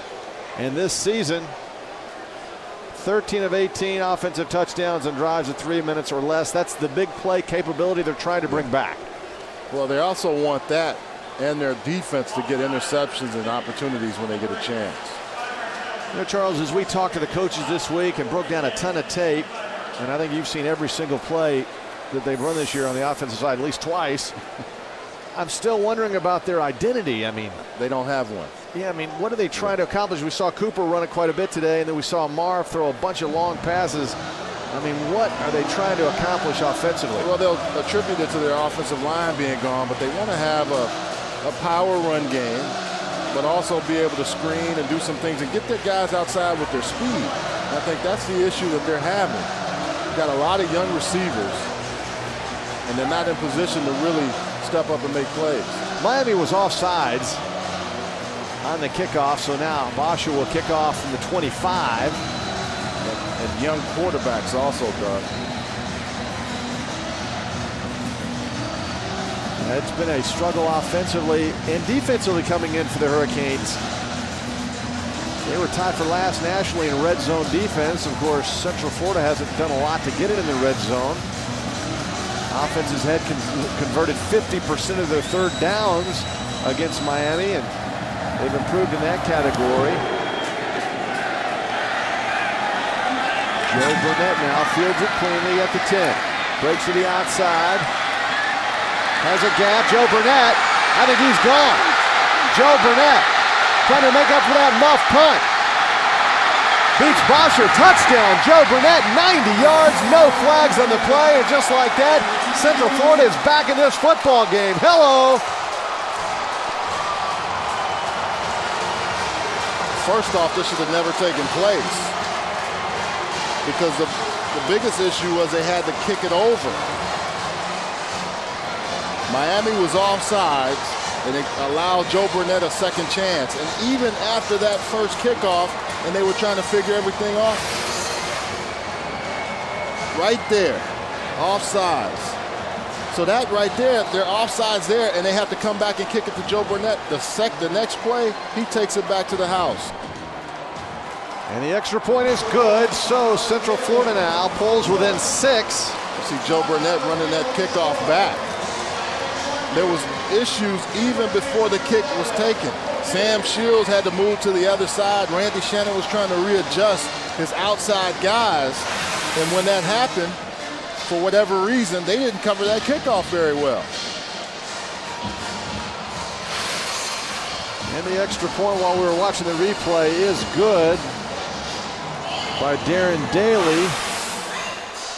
So Joe Burnett, boy, does he make up for the mistake in a big way. Yeah, he and John L. Neal, they've been the offense today. Interception return and a kickoff return. So now the pressure back on those young quarterbacks. Well, and think about it, Doug. If Miami had not gone for 2, UCF would have then gone for 2 here. It would have made it a 3-point game. That's why, like I said, that little card that you have where the numbers kind of show if we do this, they do that. Well, it would have been 18 to 15. Now it's a 6-point lead. So you just look at it from that standpoint. It makes sense now after the fact, even though it looked like Miami had kind of closed the book on this game. Benjamin is deep, and he will get an opportunity from the 11. Here comes Benjamin shifting into second gear. He gets knocked out of bounds at the 34-yard line. It looks like Ja'Cory Harris will stay in at quarterback. You see Patrick Nix there, a second-year offensive coordinator, came from Georgia Tech, and he has taken a lot of heat, a lot of criticism. Yeah. Let's see what Miami can do now to run some clock and maybe put this thing away. New life for Central Florida. Harris, the quick flip to the outside, Diedrich Epps. I don't think he got back to the line of scrimmage. I'm surprised Miami didn't go right at Joe Burnett. After that long kickoff return, you know he's got to be a little winded. Epps comes out. SportsCenter U coming up immediately after our game, which has gotten fun again. I mean, what a contest. A lot of futility from the offense, and when you think about it, 21 punts, 21 pass completions, 21 first downs. I'm not sure that's ever happened. Second down and 10. Back to Cooper, and he goes down, picks up 1.5 yards. And that was a good stop there by Jason Benson. Brings up 3rd and 8.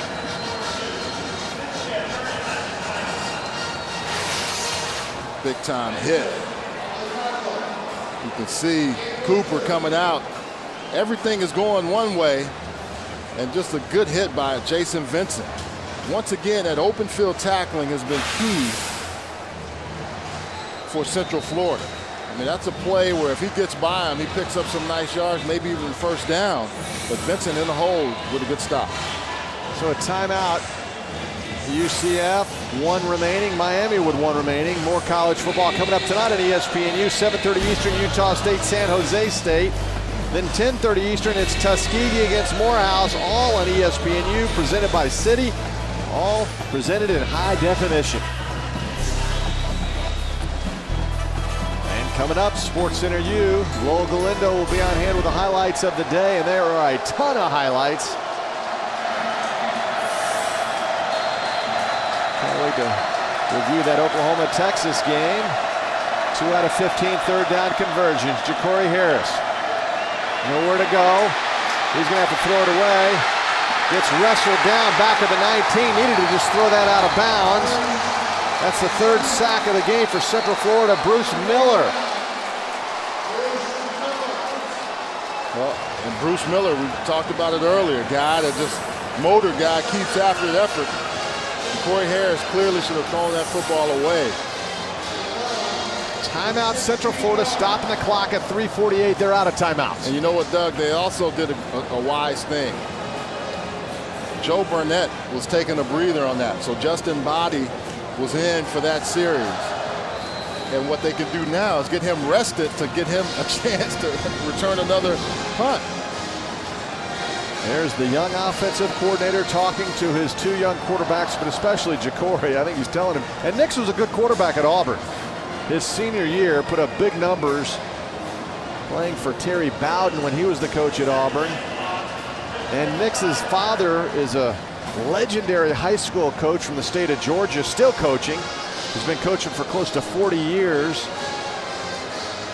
and won back-to-back 6A state titles in the state of Georgia. Upcoming now for the Hurricanes, we will be in Durham next week.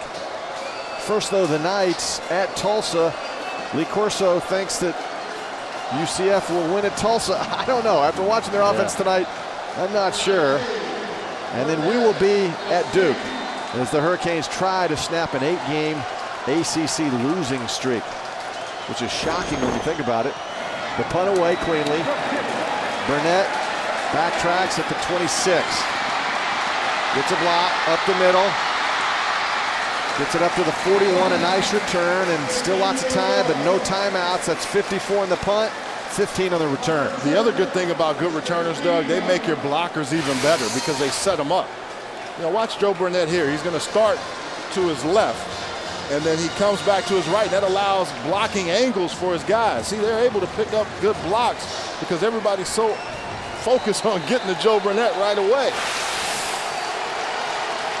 Let's see if Rob Calabrese can bring his team back. First time they've ever played Miami. Calabrese breaks free, dives forward, gets it up close to midfield, picks up 9. An injured Miami player is down back at the 41, and he's not moving, so that'll stop the clock. 3:22, the officials timeout. Looks like Glenn Cook. Glenn Cook is down, and middle linebacker has that left arm anchored. One of the few senior players that is getting a lot of time on this team. And Charles, we mentioned 18 players on the Central Florida roster from this South Florida area, the Broward-Dade County area. So this game means a lot to them. As we watch, ooh, he gets hit right there and then comes down. Yeah. It's almost like he might have got a knee in the bicep and lands on it kind of funny. Training staff attending to Glenn Cook, the senior from Hollywood, Florida, that is. So Calabrese takes the ball and takes off with it.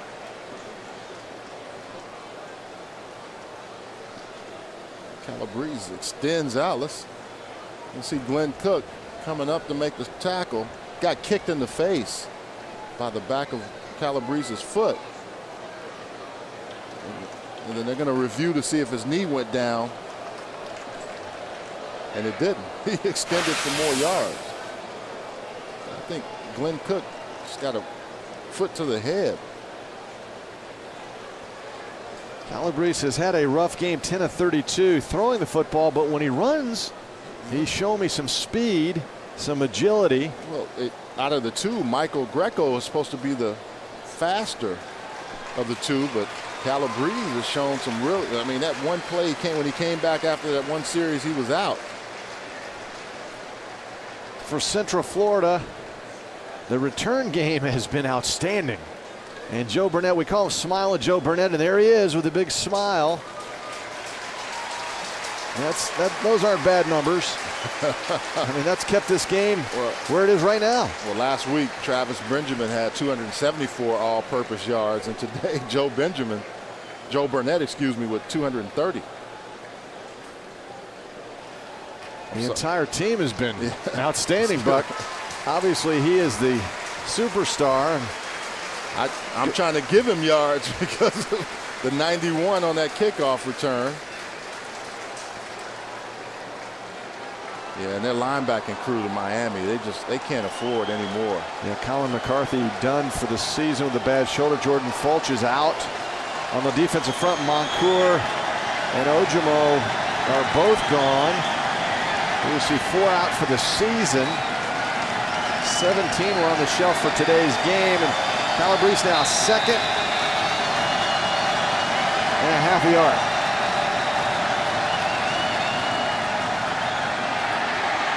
Gets it himself into Miami territory.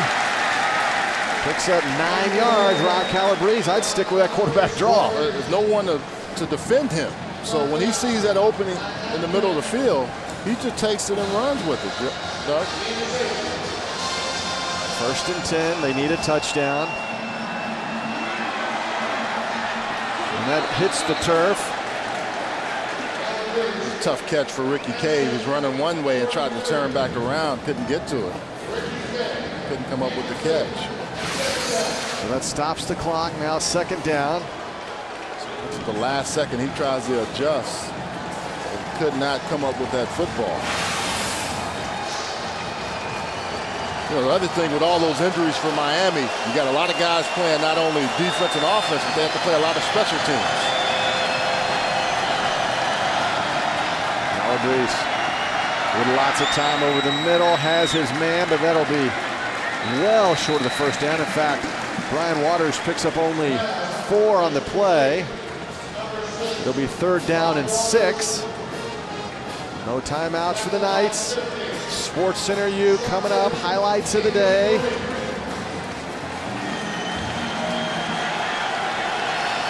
See if Calabrese can pull one out of the fire. He's running. Oh, puts his head down, pulls forward. He'll be short of the 1st down, but out of bounds, stops the clock with 2:22. Marcus Fortson had a chance for a sack and just missed him. And on the very end, he delivers a blow to Brandon Harris. 4th down. Calabrese going for it. He just really tried to run over Brandon Harris. Crowd getting into it.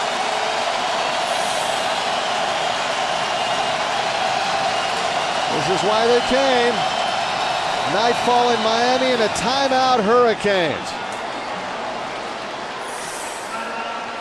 Timeout, the U. Calabrese goes to the sidelines. We'll meet with George O'Leary. Well, Miami looked like they were outflanked. Looked like they didn't have the right defensive personnel. George O'Leary not happy with something. You know, to the right side of UCF's offensive line, there was only one defender. Looked like everybody was into the boundary.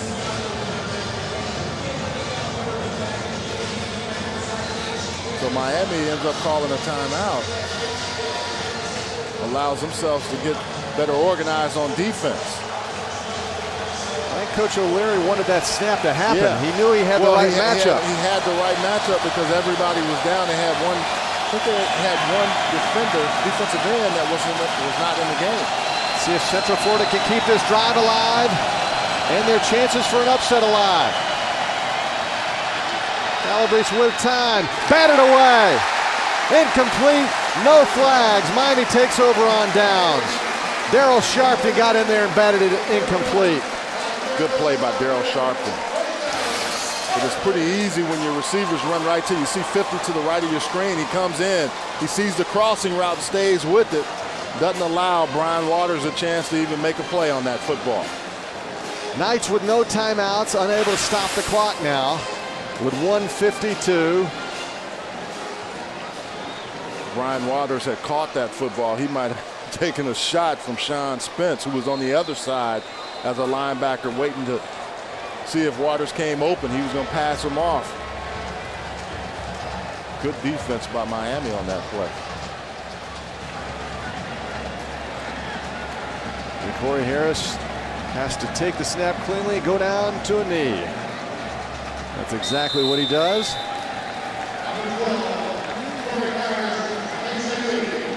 Two more plays just like that, and it'll be over. The Canes' three-game homestand lost to North Carolina late. The Tar Heels rally, lost last week to Florida State in a driving rainstorm, 41-39, and they had chances late. Well, and now finally they get a victory. And they started off against North Carolina looking like they were just going to run away with that game, and haven't been the same, you know, since then. They either were starting fast and not finishing, or not starting and not finishing, or finishing not just enough.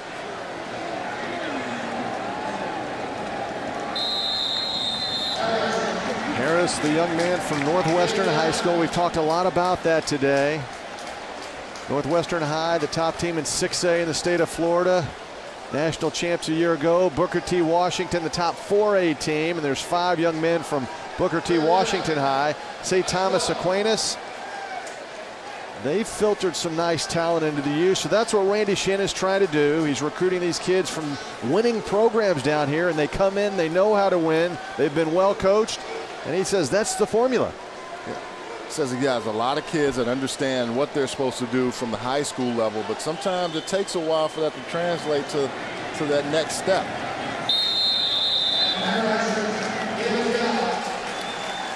And that'll do it. Randy Shannon will run across and shake the hands of George O'Leary and the U. The Hurricanes have defeated UCF Central Florida 20-14. Both teams head back to conference play next week. The Canes will try to snap that 8-game ACC losing streak. Once again, our final score 2014, Canes on top. Coming up next, we'll take you back to the studio and get you up to date on all of today's action. Then at 7:30, it's Utah State taking on San Jose State. And remember, ESPNU College Football Primetime presented by Citi. The proceeding has been an exclusive presentation of ESPN, the worldwide leader in sports. We'll say so long from Miami.